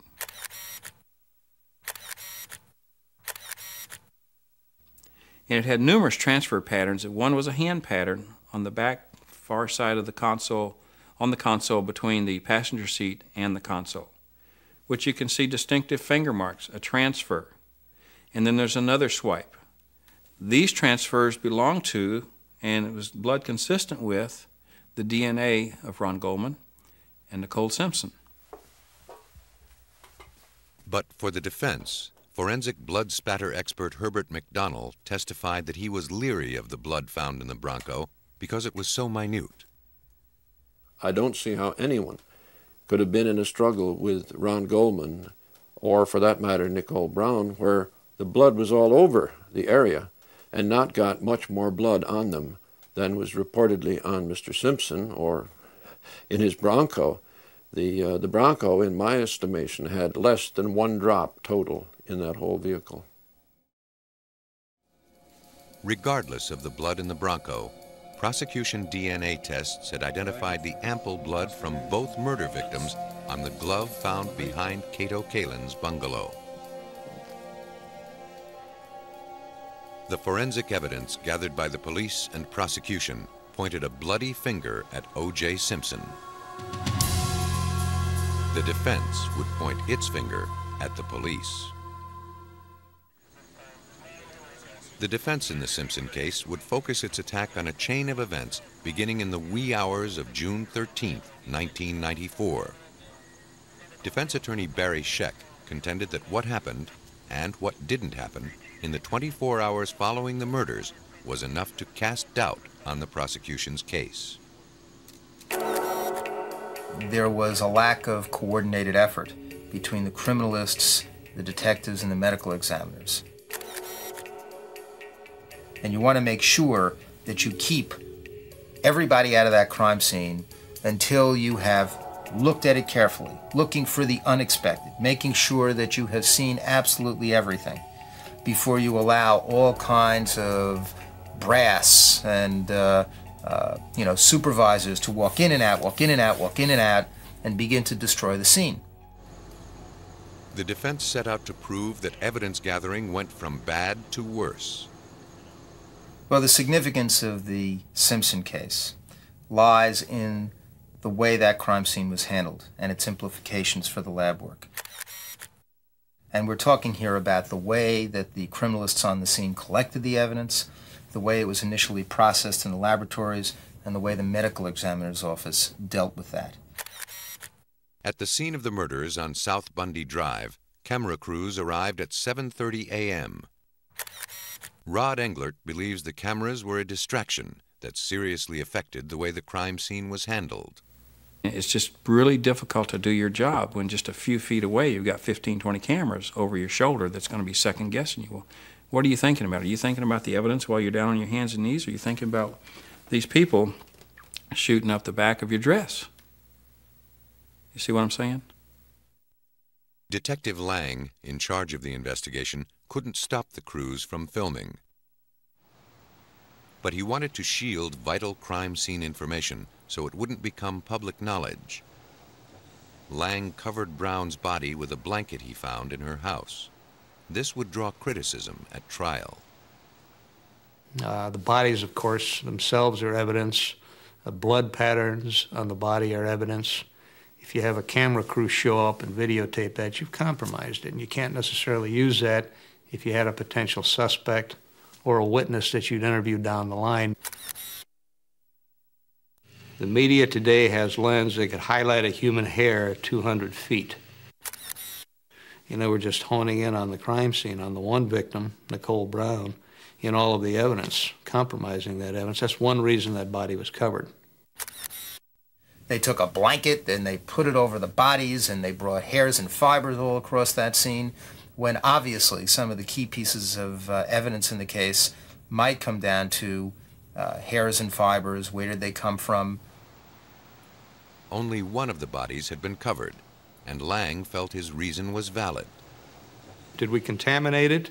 There's always that possibility, but in this case it was exactly the right thing to do because there was no contamination. There were no foreign hairs, fibers, or debris found on Nicole Brown or her clothing. It was a tightly knit, clean hospital blanket that was used. The cameras, meanwhile, became a useful tool for the defense. We were able to get some of the videotape of the cameras looking in as the officers were processing the crime scene, and able to demonstrate that they weren't changing their gloves, that they were commingling some of the evidence, that people were walking in and out of the crime scene at times when they probably shouldn't have been. The defense began a theme it would stress throughout the trial, that the blood evidence in the case had been contaminated. When blood is shed, bacteria immediately begins to break it down, along with its DNA. The defense suggested improper handling of the blood swatches had allowed the blood to deteriorate too far to permit accurate test results. Chief criminalist Dennis Fung had relied primarily on swabbing the blood at the murder scene and transferring it to cotton swatches. The swatches were supposed to be dried, then wrapped in cloth bindles for transfer to the lab. But several of the bindles were blood-stained, proving the swatches were wet when placed inside. That could encourage bacterial contamination.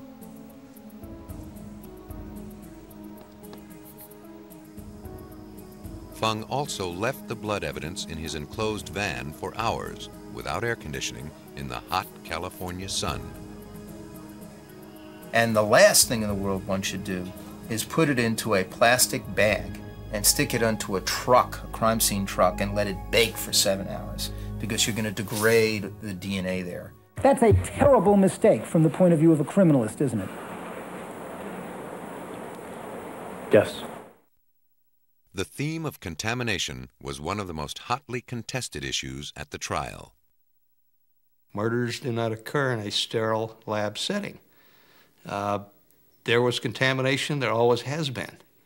But they would lead you to believe that this somehow affected the outcome of this blood evidence, and the reality of it is it did not. The fact of the matter is, if you're looking strictly at the DNA in this case, you could have collected all of those blood samples and placed them out on Bundy Drive for a month, and let the traffic run up and down over them, and then collect them. Is that going to contaminate them? Well, sure, it's going to contaminate them. Is that going to change the DNA properties? Is that going to make O.J. Simpson's DNA appear there? No. It's there or it's not there. It's as simple as that. But Scheck raised another argument, that criminalists at the scene may have commingled some of the blood samples so that no one could say whose blood was whose.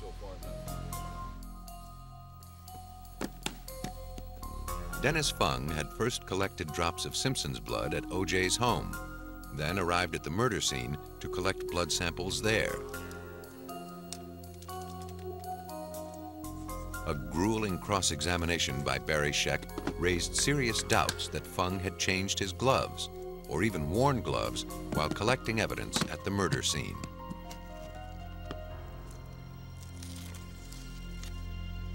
And there were some moments during the trial where I guess the moment that everybody remembers most is that Mr. Fung was picking up that envelope from the scene, and he was claiming that he, of course, did that with his gloves on.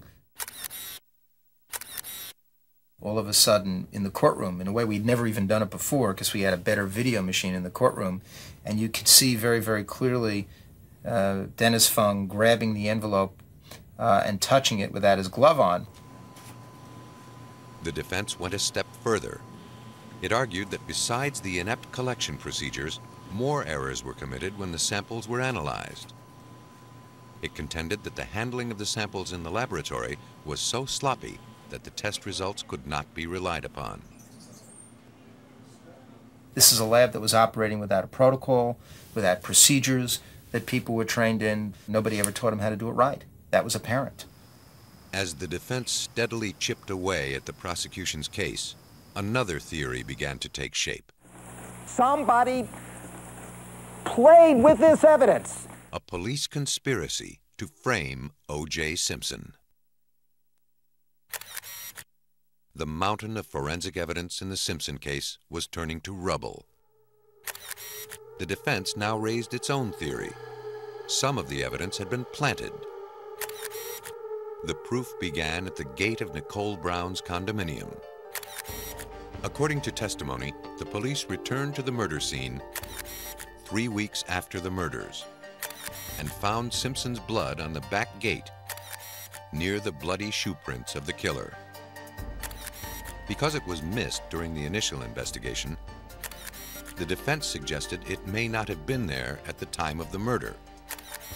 Detective Tom Lang acknowledges the blood on the gate should have been collected earlier. Generally at a crime scene, the detective will do a final walkthrough with the criminalists, photography people, latent print people, other detectives who have done canvassing and other things, and they'll walk through, did we do this, did we do that? If that had occurred here, we wouldn't have had the problem with the blood on the rear gate. During his initial questioning, Simpson consented to giving police a blood sample. The defense suggested someone had planted some of it on the gate. Though presumably exposed to the elements 3 weeks longer, the DNA from the blood on the gate hadn't decomposed as much as the DNA from the blood collected hours after the crime. About the same time Simpson's blood was found on Nicole Brown's gate, Brown's blood was discovered on a pair of socks recovered from Simpson's house the night of the murders. Its significance wasn't missed by the prosecution or the defense. The prosecution's crime scene reconstructionist, Rod Englert, believes the drops of blood were spattered on the socks as Simpson stepped in his ex-wife's blood. And on the socks we have a projected blood pattern of blood that had to be airborne. When it landed on these socks, creating numerous spots around the ankle and the front of one of them, and numerous match head size spots on the other. Now I don't know which one was right or left, but those spots stopped at where the shoe would be on if it was a regular street size shoe. Those spots stopped at a certain level on both of them where pant legs would be. And so when that was analyzed, I remember Tom Lang calling that evening very excited and said, "We were right. It was Nicole's blood." To test his theory on how the blood would have been spattered on Simpson, Englert staged a reenactment. To recreate the struggle, he used police officers dressed in white so the blood would show up better. The white set matched the exact dimensions of the murder scene. The violent struggle between the killer and the second victim, Ronald Goldman, took place in close proximity to the deepening pool of blood from Nicole. Englert matched the amount of blood from the crime scene exactly and found that it would have been difficult to avoid spattering, as the test amply demonstrated. Forensics experts Herbert McDonnell and Henry Lee conducted their own examination of one of the socks found in Simpson's bedroom. The ankle stain was very large. It was not spatter. Both men claimed the blood had not been spattered at all. It was not projected there. It was not dripped there. It was not cast off and landed there by flying through the air. It was transferred from contact by something that had blood on it. Because the blood on the socks was not found between the fibers, McDonnell concluded it had been wiped across the sock. The margin around the center of that stain shows blood on the surface of the fibers only. It does not show blood permeating between the fibers. Therefore, we know it's transferred. McDonnell also found evidence that Simpson's foot was not in the sock when the blood transfer took place. McDonnell uses a shirt sleeve to demonstrate how he thinks the blood was applied to the sock. He places a single drop of blood on top of the cloth, which he calls surface 1. He rubs the blood in, and it soaks onto the back, or surface 2. The blood is then transferred to surface 3, but does not soak through to surface 4. McDonnell and Lee found that blood had seeped through from sides 1 and 2 of Simpson's sock onto side 3, which would have been impossible if Simpson's foot had been inside the sock between surface 2 and surface 3. To the defense, this was compelling evidence the blood could have been planted on the sock, either at the crime scene or while the socks were in police custody. The conspiracy theory was supported by defense experts who found the presence of a substance called EDTA in both the blood on the sock and the blood from the gate at the crime scene. EDTA is a preservative added to blood in a test tube to prevent it from clotting. It's also present naturally in small quantities in the human bloodstream. But witnesses testified that the amount of EDTA in the 2 bloodstains was much higher than normal, suggesting the blood on the gate and the socks came from the lab. Down but not defeated, the prosecution brought out its most dramatic evidence. We can find the mate to it. The trial of O.J. Simpson reached a turning point with the pair of gloves.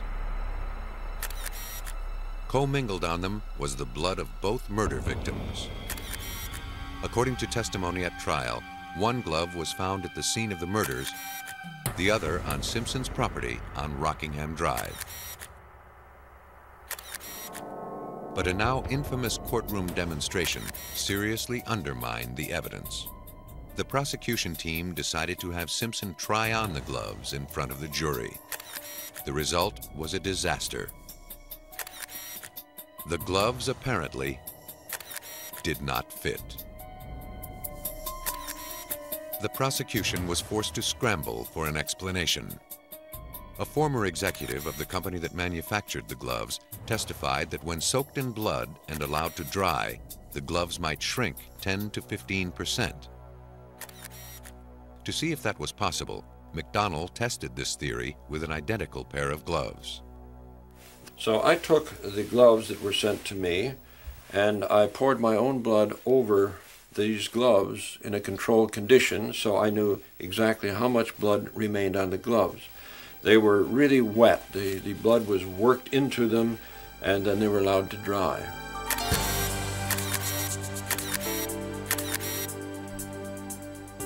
Prior to the experiment, McDonnell photocopied the glove to document its size. After the bloody glove dried, he again photocopied it for comparison. It had shrunk less than 1%. Next, he wanted to find out how small the glove would become if it really did shrink as much as the manufacturer claimed. He used the photocopier to reduce the glove to 10 and 15% of its original size. Then he compared the reductions to the original photocopy. The change was enormous. At 15%, the gloves would have shrunk over 1.5 inches. In McDonnell's opinion, the change was too drastic.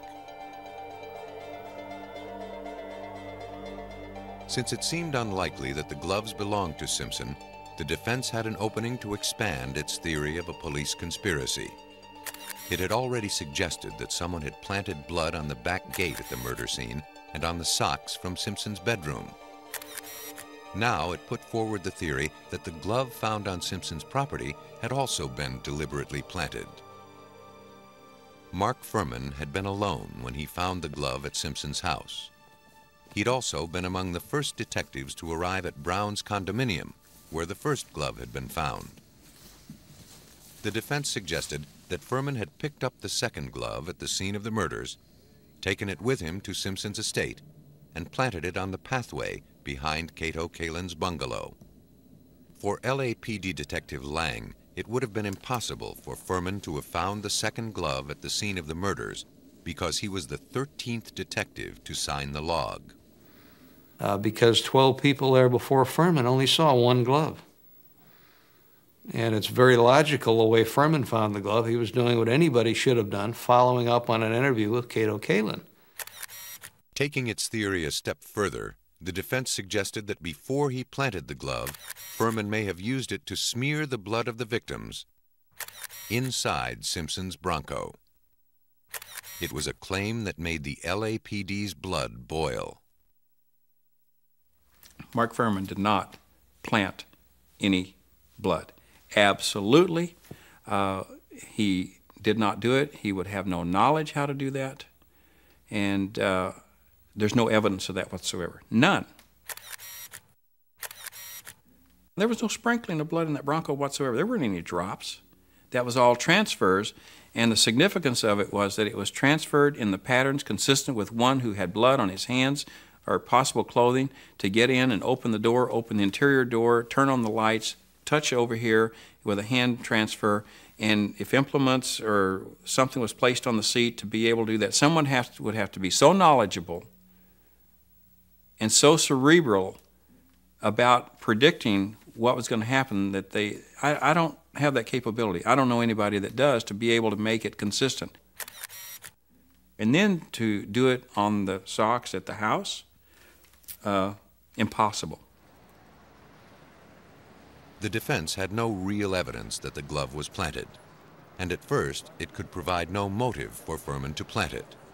But that soon changed. You say on your oath that you have not addressed any black person as a nigger or spoken about black people as niggers in the past 10 years, Detective Furman.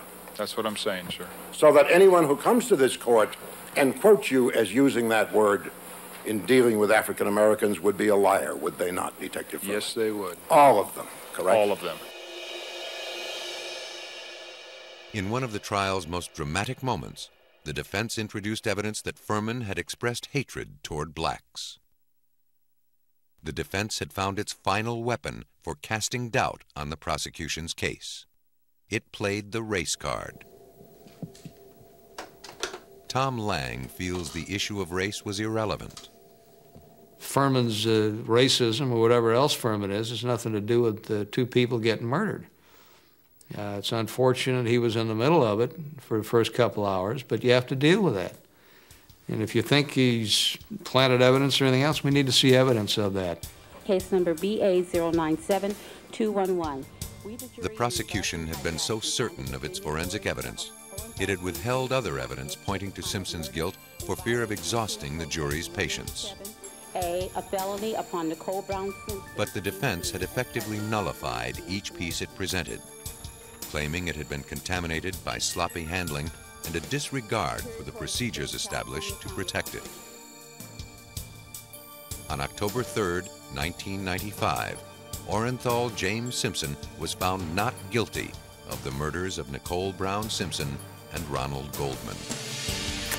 Tom Lang is convinced the jury disregarded the compelling evidence the prosecution had put forward. Prosecution proved their case beyond a reasonable doubt. I've never seen so much evidence. Even there was a tremendous amount of evidence they didn't put on, but there was a tremendous amount they did. I've never seen that much put on in a case. When a jury comes back in 2.5 hours, it's pretty evident they didn't do what they were instructed to do, regardless of the outcome, regardless if it's guilty or not guilty. They did not do what they were told to do, and the court did not follow up on that. Defense attorney Barry Scheck feels the jury's verdict was based squarely on reasonable doubt. He believes the way the LAPD handled the evidence was totally inadequate. People in the forensic community recognized that this was wrong, that these procedures were unacceptable. The more sophisticated the technology, the more powerful the forensic evidence, the greater the importance that these people develop and are able to maintain a high sense of independence and professionalism. That kind of laboratory is the kind of laboratory, the kind of crime scene people that are our best protection for convicting the truly guilty and exonerating the truly innocent. After Simpson's acquittal, lawyers representing the victims' families in a civil suit would learn from the mistakes of the criminal trial. They would bring in circumstantial evidence not presented earlier, such as the fact that Simpson owned a pair of the expensive Bruno Magli shoes like those that left their imprint at the scene of the crime. The prosecution only had to convince a majority of the jurors beyond a 50% certainty that Simpson was guilty. The prosecution was successful, and O.J. Simpson was found liable for the deaths of Ronald Goldman and Nicole Brown. He was required to pay $33.5 million to the victims' families. During the criminal trial, the prosecution had what it believed to be irrefutable evidence. It was wrong. Careless handling and collection techniques robbed the evidence of its power. It served only to raise doubt. The aftermath of the Simpson trial resonated throughout the halls of science. Forensics itself was put on the stand, and it became clear that the most reliable witness can also be the most easily compromised. Don't peek.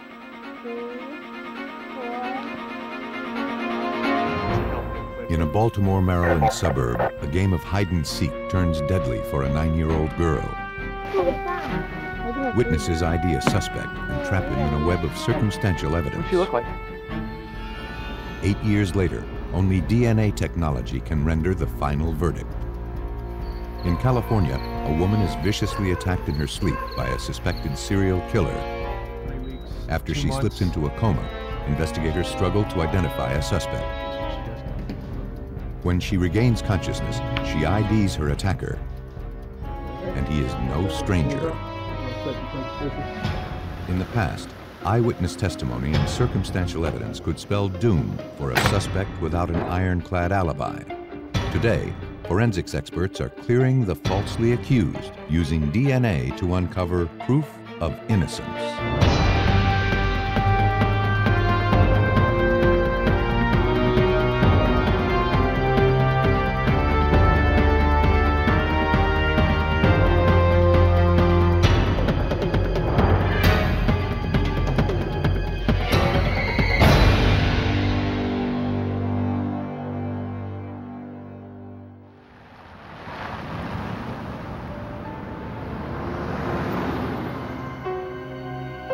On the afternoon of July 25, 1984, in the Baltimore, Maryland suburb of Rosedale, police responded to a father's frantic 911 call. Thomas Hamilton reported that his 9-year-old daughter Dawn was missing. His sister had been babysitting Dawn and Dawn's cousin Lisa that morning. It's just behind the apartment houses. 8-year-old Lisa told police that she and Dawn had left to go play at a nearby pond around 10:30. The surrounding wooded area was a great place to play hide-and-go-seek. 15, no, 20.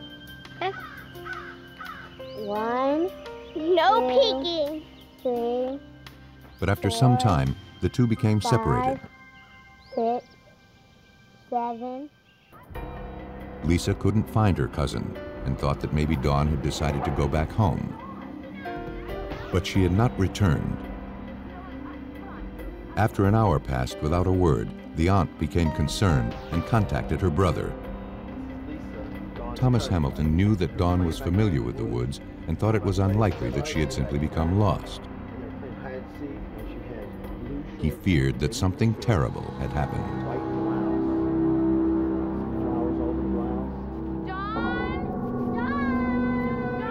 A search party made up of family, friends, and law enforcement officers began combing the wooded area behind the apartment complex.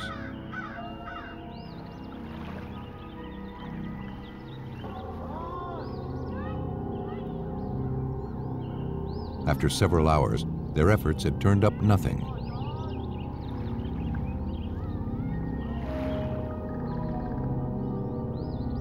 Then, around 5 o'clock, one of the searchers made an ominous discovery. A pair of child's underwear was found hanging from a tree branch. Investigators quickly began searching the immediate area. Within a few minutes, their worst fears were confirmed. Lying face down in a pile of brush, they found the lifeless body of 9-year-old Dawn Hamilton. Got a body here. Appears to be a little girl. I'm not feeling the pulse. Her skull had been crushed, On the north side of the pond, just up the hill. We need some help. and there were indications that she had been sexually assaulted. Evidence technicians were dispatched to the scene. They preserved the girl's underwear, hoping some trace of her killer remained.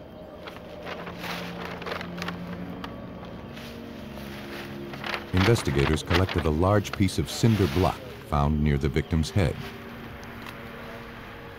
It appeared to be consistent with having caused the trauma to Dawn's skull. The body was removed from the scene and sent to the medical examiner's office for autopsy. Word of the young girl's death quickly spread through the city. Tony Pipitone, a reporter for the Baltimore Evening Sun at the time of the homicide, followed the investigation. The murder of Dawn Hamilton would soon become front-page news. This was a huge story for this area. I mean, it's not every day a 9-year-old girl disappears and then turns up murdered. There were a lot of people out there. There was a lot of concern about who the killer was and whether they would find this killer. Investigators hoped the autopsy might provide some clues to the killer's identity. The medical examiner determined that Dawn Hamilton had not died as a result of the blunt force trauma to the head. After being beaten, she was then strangled. Though there were also indications that the young girl had been sexually assaulted, the medical examiner found no evidence of rape. However, a minuscule amount of biological evidence was recovered from the underwear. The samples were collected and analyzed, but in the days before DNA testing was available, examiners were unable to provide police with a specific genetic profile of the killer. Investigators turned to the public for help, but no leads were developed. I want to ask you about what happened at the pond. But a short while later, 2 boys from the Rosedale neighborhood came in to speak with police. They had seen Dawn with a strange man at the pond just hours before the young girl's body was found. The boys had been searching the area for turtles earlier that morning. When they spotted a stranger fishing by the side of the pond, they decided to show off their catch. Lisa! As they were talking to the man, Dawn Hamilton emerged from the woods. She was looking for her cousin Lisa and asked if the boys would help her.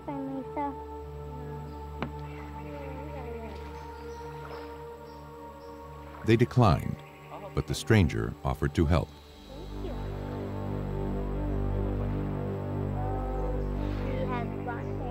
Moments later, Dawn disappeared into the woods with the man. The boys described the stranger as being about 6'5", having curly blonde hair and a mustache. With the help of a police sketch artist, the face of the murder suspect began to take shape. For everyone following the investigation, it was clear that this was a huge break for police. They had the 2 boys who had seen her go down this trail with this man who had offered to help her find her friend. And they believed whoever that man was would be key to solving this case. The composite sketch of Dawn Hamilton's suspected killer was quickly distributed through the media. Police also took the drawing door to door throughout Rosedale. Several neighbors claimed to have seen the man lurking around the area on the day of the murder. But no one had seen him before then, and no one knew his name. As the investigation threatened to stall, pressure to solve the case mounted. Again, police turned to the media for help. It's Tony Pipitone. Desperate to generate a lead, detectives released a psychological profile of Dawn's killer through all area newspapers. The detectives had this profile done that said that whoever was responsible for this crime may have had an argument with a woman, a domineering woman in his life, may have been projecting that anger at that woman at this little girl. They said that whoever did this, according to this profile, grew up around the water because he was near the pond and where these boys were fishing and had gone to this pond as some kind of refuge in a troubled time. And what's your name? Hundreds of tips poured into police. Thanks for calling.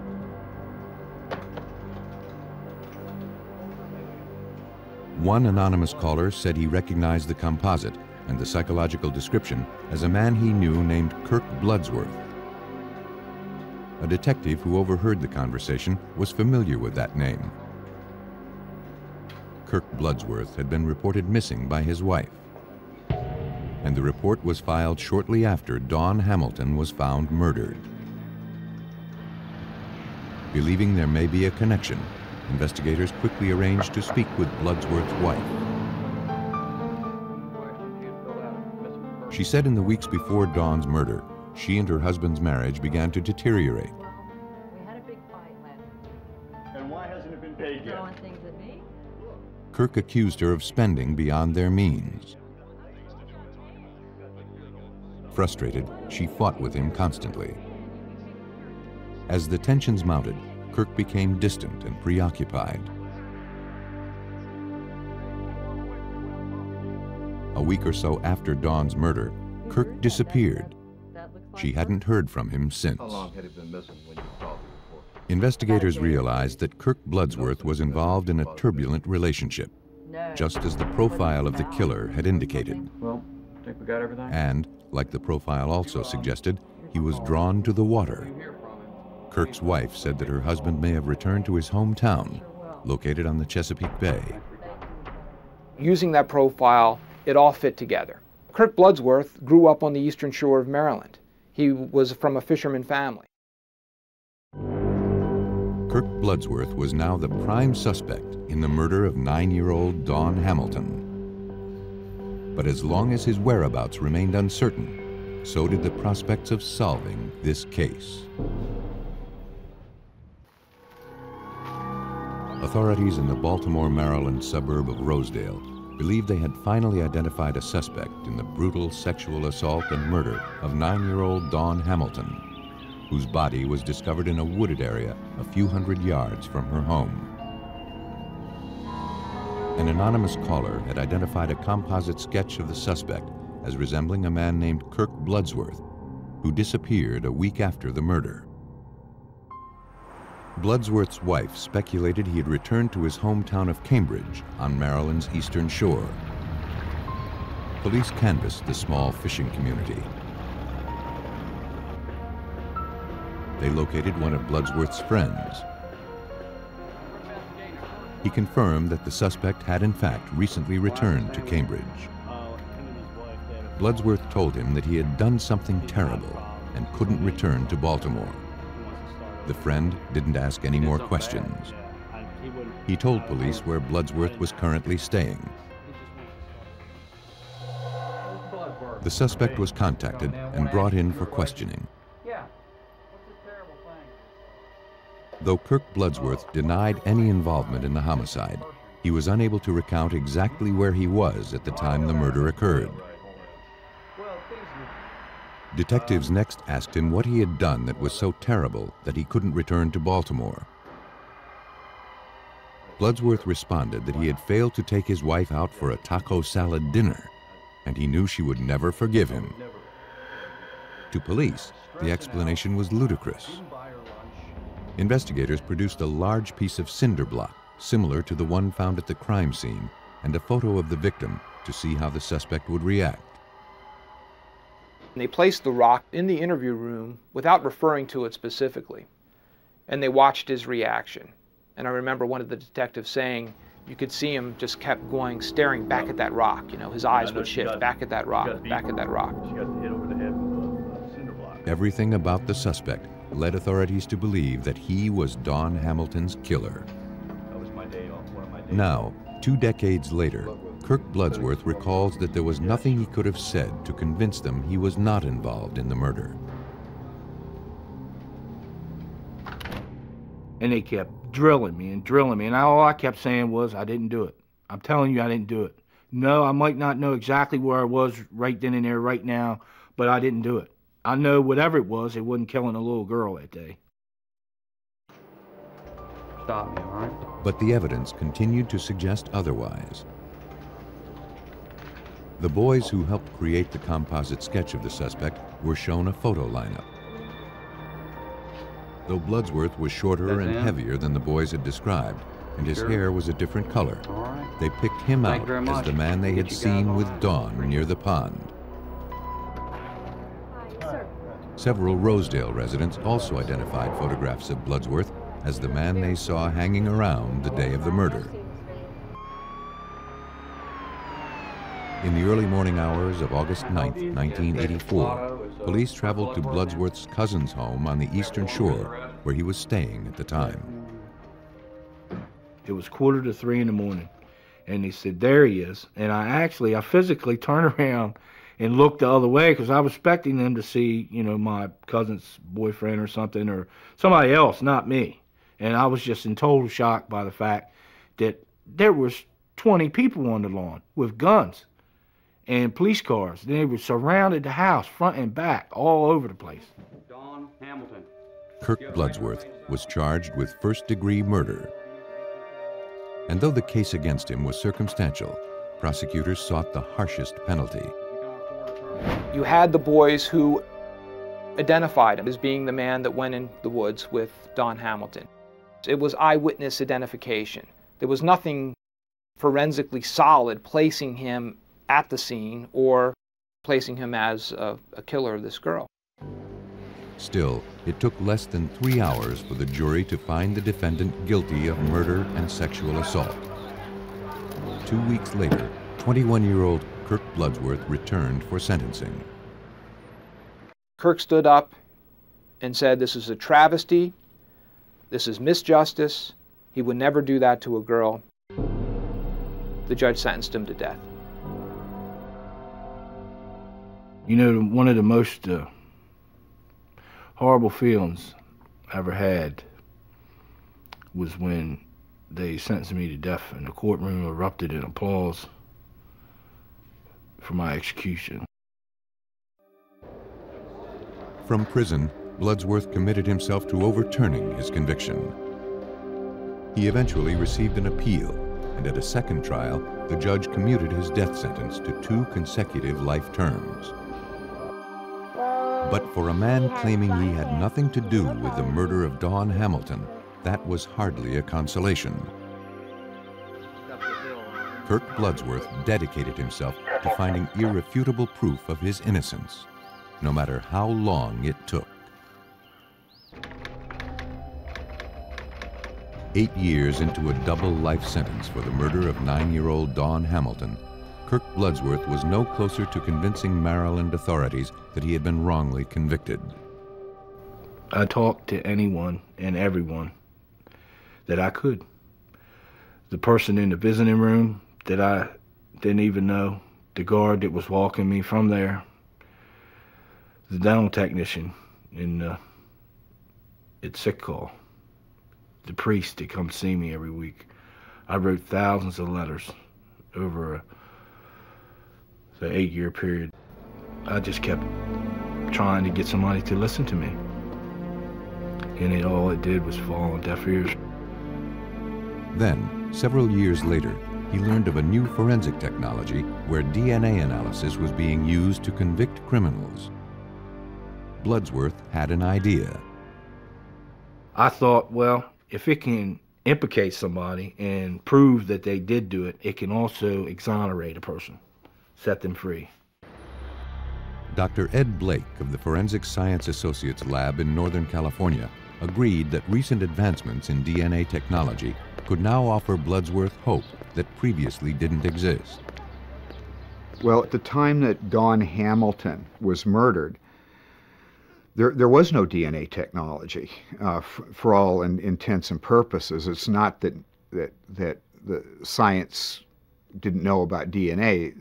Certainly, generally, science did know about DNA. It's just that the technology for doing work in a forensic setting hadn't evolved to the point where that technology was useful in a forensic setting. Fortunately for Kirk Bloodsworth, things had changed since the mid-1980s. Examiners began looking into the case.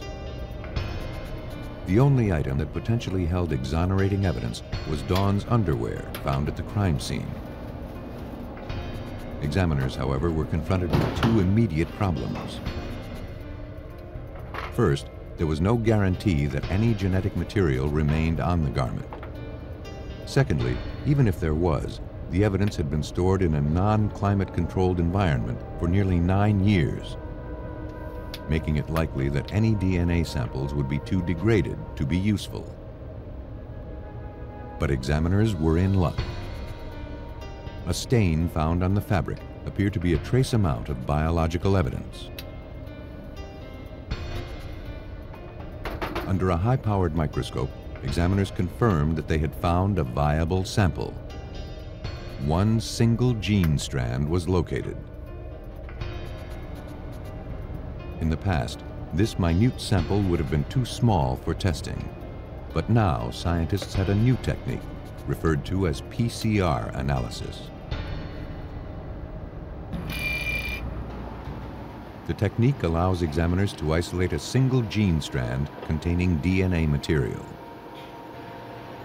Once isolated, the DNA is then copied millions of times over, so that enough copies of a specific gene can be readily subjected to analysis. You can think about DNA like the letters in a book. The letters in a book, which are formed into sentences, and the sentences are formed into paragraphs, and the paragraphs into chapters. A book has a 26-letter code. Well, DNA has a 4-letter code.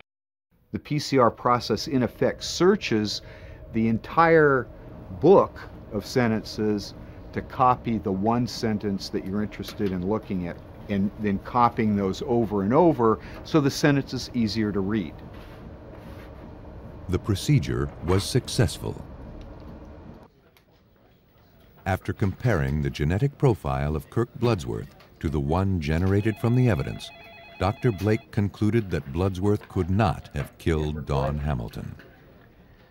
The inmate was contacted with the news. I had tears running down my face and my hands were up in the air. I went down the tier in front of the cell screaming that it's over. Now, I remember throwing my hands up in the air like this and just totally elated. These were Kirk Bloodsworth's last seconds behind bars. Maryland's governor immediately pardoned Bloodsworth. On June 28, 1993, after spending nearly 9 years behind bars, he was released from prison. He was later awarded $300,000 in compensation.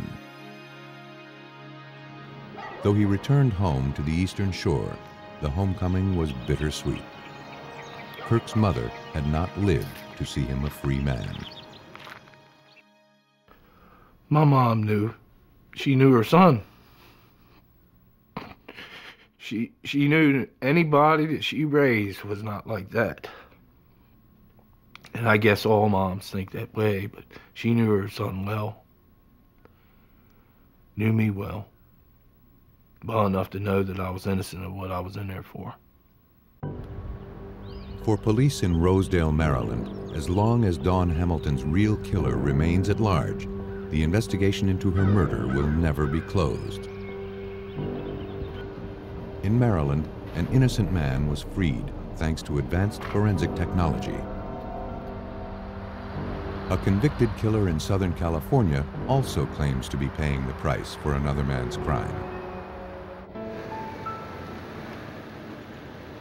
Around 2 a.m. on September 30th, 1979, Kevin Green returned to his Tustin, California apartment after leaving to pick up some fast food.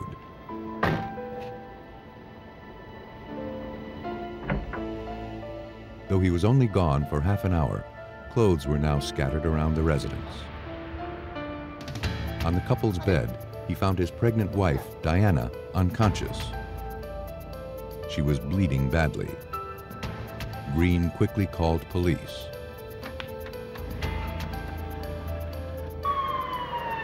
Police and emergency personnel raced to the scene. Diana was alive, but in critical condition. She had been savagely beaten. After stabilizing the victim, paramedics rushed Diana to the hospital. There, the 20-year-old expectant mother lapsed into a coma.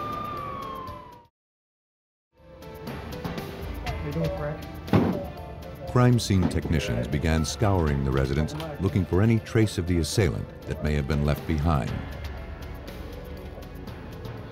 But no fingerprints or any stray hairs or fibers were found.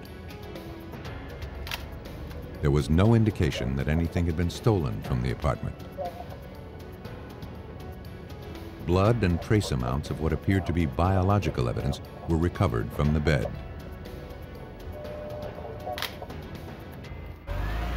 With the only witness to the assault in a coma, police turned to her husband, Kevin Green, for answers.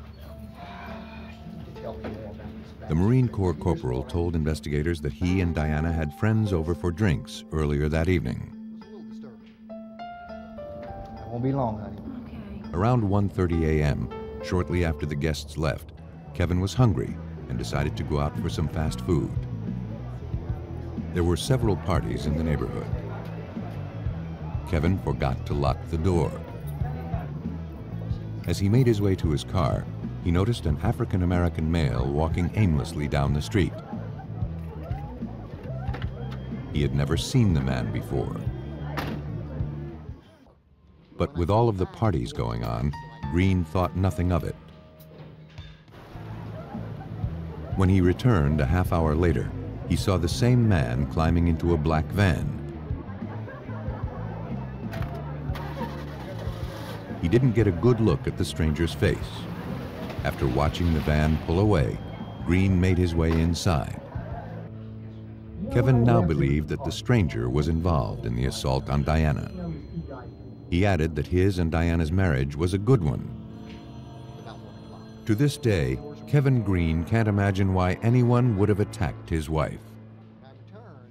There's no reason in my mind. I can't think of any warnings I've heard or any reference to anything like this. She doesn't have any enemies. I don't have any enemies. Why would this happen? What has happened?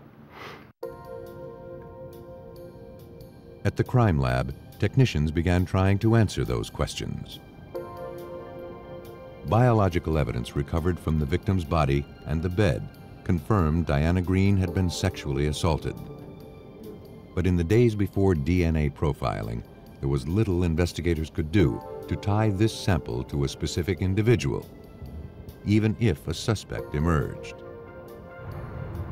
And that wasn't the only obstacle facing investigators. Though the victim was still alive, Costa Mesa homicide detective Barbara Geisler knew she would have to make her case without the eyewitness testimony of Diana Green. Her injuries to her head was described to me by the doctors at the hospital as if she had fallen off a two-story building head first. And it was really a miracle that she survived. And so she suffered from lapse of memory. It's not looking good. I think some of your problems flow in. As soon as investigators began reviewing the details of Diana Green's assault, something immediately caught their attention. The MO was frighteningly similar to 4 unsolved rapes and murders that had occurred throughout Orange County within the past 9 months. All the young female victims were found sexually assaulted and brutally beaten to death. And in each homicide, the killer apparently entered the victims' residences through unlocked doors. No. Nothing was taken from any of the apartments, suggesting the perpetrator had not been motivated by robbery. Though Diana was the only victim who was married and the only victim to have survived, detectives were convinced the crimes were connected. The apartment was downstairs. She was home alone at the time of the incident. The apartment did not appear to be ransacked. There didn't appear to be anything taken. There was no theft or burglary involved. She was sexually assaulted and also bludgeoned. That's enough similarity certainly to get your attention. Though Diana Green had miraculously survived an attack by a serial killer, her unborn baby girl was barely clinging to life. The day after the assault, while still lingering in a coma, the situation turned critical. A nurse came in to do the next check on the baby. She was listening to the baby's heartbeat, and then she lost it. And she kept looking for the heartbeat and kept looking. She couldn't find it. There wasn't any warning. There wasn't any anything anybody could do. The baby's heartbeat stopped. And by the time they realized that that's actually what had happened, the baby hadn't just turned. It was too late. The serial killer, who the press dubbed the bedroom basher, had claimed another innocent life. And though publicity surrounding the murder of the unborn baby sent shockwaves through the community, no solid leads were developed.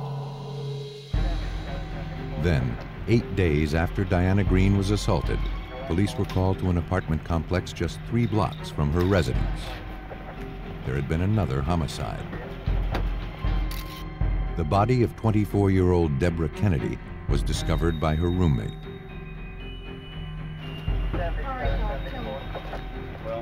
The coroner at the scene concluded that the young woman had been sexually assaulted and bludgeoned to death in her first-floor apartment. Police were able to collect biological evidence of rape, but no other clues to the killer's identity were found. Tustin Police Lieutenant Bill Fisher was assigned the case. It was clear to him that Deborah Kennedy and Diana Green had both been victimized by the same predator. So we found that they were both in their early 20s. They lived about 1.5 miles apart from one another. The attacks themselves were both very similar, blows to the forehead with some kind of a blunt object, and they had both been sexually assaulted. There had now been 6 similar attacks in less than a year. 5 women and an unborn baby were dead. Detectives had no leads. It's difficult to say. And though Diana had emerged from her coma, the injuries to her brain were taking longer to heal than expected. Without her testimony, identifying the bedroom basher would be difficult. A month later, after being released from the hospital, Diana was finally getting her memory back. And she was anxious to meet with police. Though she had not regained her speech, she was able to communicate the identity of her attacker. You know what he hit you with? The person responsible for the death of her baby was not a stranger. It was her husband, Kevin Green. Remember what he hit you with? Police in Costa Mesa and Tustin, California, struggled to identify a suspect in a string of brutal sexual assaults that had claimed the lives of 5 women and 1 unborn child. 20-year-old Diana Green, who lost her baby as a result of a brutal beating by the suspected serial killer, finally regained her memory of the attack and then filed an official statement with police. Detective Barbara Geisler reviewed Diana's testimony. Diana claimed that her husband, Marine Corps Corporal Kevin Green, was her assailant. According to Diana, on the night she was assaulted, she and Kevin had a heated argument. Kevin wanted to have sex, but Diana, then 9 months pregnant, refused his advances. As a result, Kevin attacked her, smashing her in the forehead with his keychain before raping her. Suddenly, investigators had to consider that Kevin Green was also responsible for the other 5 unsolved homicides throughout Orange County. But after retracing his movements over the previous year, it was clear that he could not be the bedroom basher. However, he could have staged the attack on his wife to make it look like the crime of the serial killer. In fact, the phrase that was coined at that time, and I think is used today, is that possibly the husband had committed the crime, quote unquote, as a look-alike, keeping in mind all of the homicides that were occurring had been publicized greatly throughout the counties. To confirm their suspicions, police began interviewing the couple's friends and associates. Though Kevin had told police his marriage to Diana was solid, one of the couple's neighbors said that the two would often have heated arguments that could be heard throughout the complex. Investigators next interviewed the couple that had spent time with Kevin and Diana just hours before the assault. They described a tense relationship. They recalled that just after Diana learned she was pregnant, Kevin became abusive toward her during dinner one night. He was convinced she would use the pregnancy to avoid being intimate with him.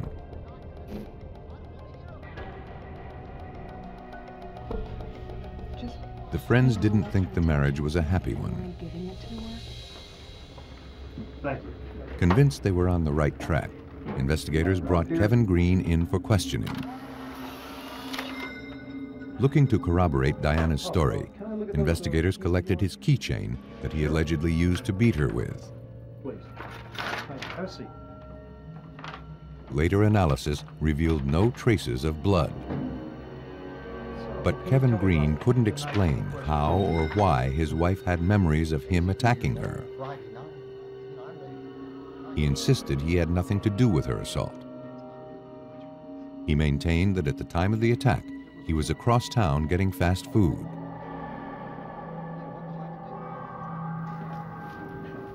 For Lieutenant Bill Fisher of the Tustin Police Department, something about the suspect's alibi was suspicious.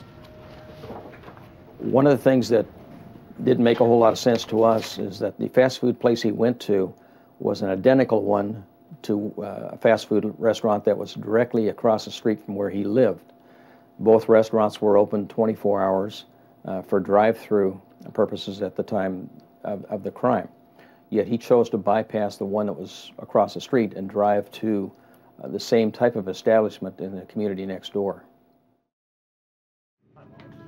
Looking to catch Kevin Green in a lie, investigators interviewed the store employee who had worked the night he allegedly pulled into the drive-thru. The clerk confirmed Kevin Green's story. She remembered serving him around 1:30 or 2 a.m. on the night of the assault. Appreciate it. The information appeared to be a setback for investigators.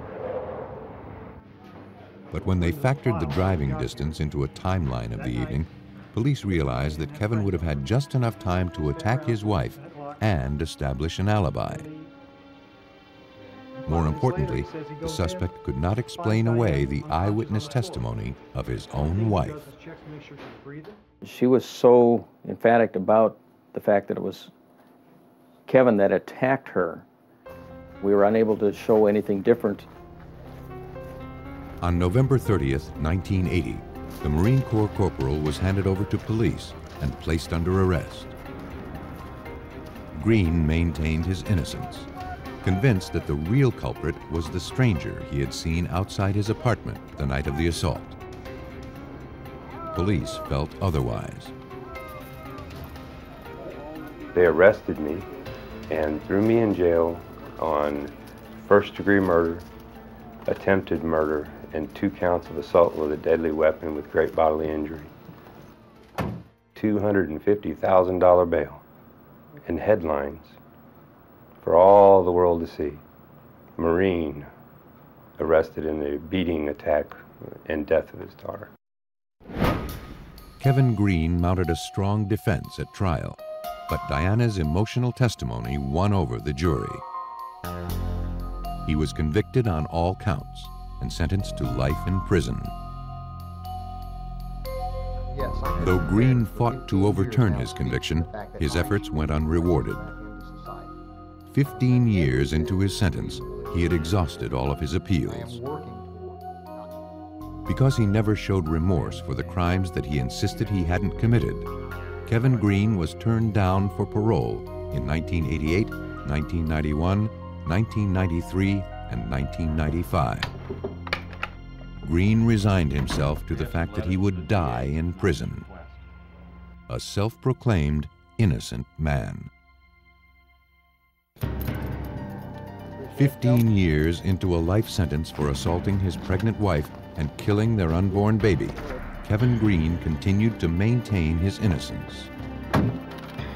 But with all of his appeals exhausted, his only hope for justice was that the real culprit, who Green believed to be the serial killer known as the Bedroom Basher, would someday be caught. But Tustin and Costa Mesa police had been unable to identify a suspect in the 5 unsolved 1979 homicides. The investigations into those murders had ground to a halt.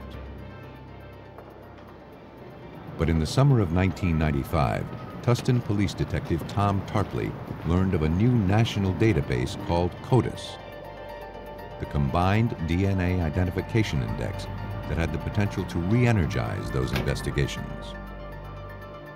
We were instructed that a database existed in which you could take evidence from unsolved cases, develop a genetic profile from that evidence, and then that evidence would be put into a computer which is maintained by the state of California that holds genetic profiles of known offenders, people who are in prison or have been convicted of certain serious crimes.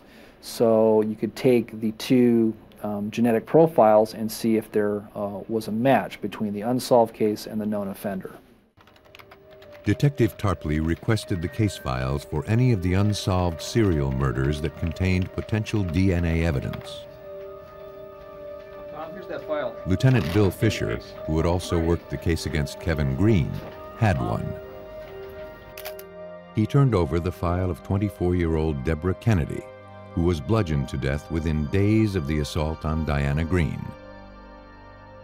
When Lieutenant Fisher brought me the Deborah Kennedy case file, I went through that file looking at the physical evidence, and it appeared that there was a rape kit that was taken at the time of her discovery. Hoping to close one of the unsolved Bedroom Basher murders, detectives retrieved the sexual assault kit and sent it to the Orange County Sheriff's Crime Lab for analysis. But now, more than 16 years since the specimen was collected, criminalist Frank Fitzpatrick wasn't sure if the old sample would be of any use. The problem was that the sexual assault kit had not been refrigerated, had not been frozen, and we really had no idea of what kind of shape this biological evidence was going to be in. We asked one of our DNA analysts to work through the night and to see what they could do with trying to extract some DNA from this. Technicians were in luck. Trace amounts of genetic material were extracted from a clipping of Deborah Kennedy's bed sheets. Using the PCR technique, the DNA was then copied so that criminalists would have enough material to test. The analysis produced a genetic profile of Deborah Kennedy's killer. When investigators entered the profile into the CODIS database, they found an identical match.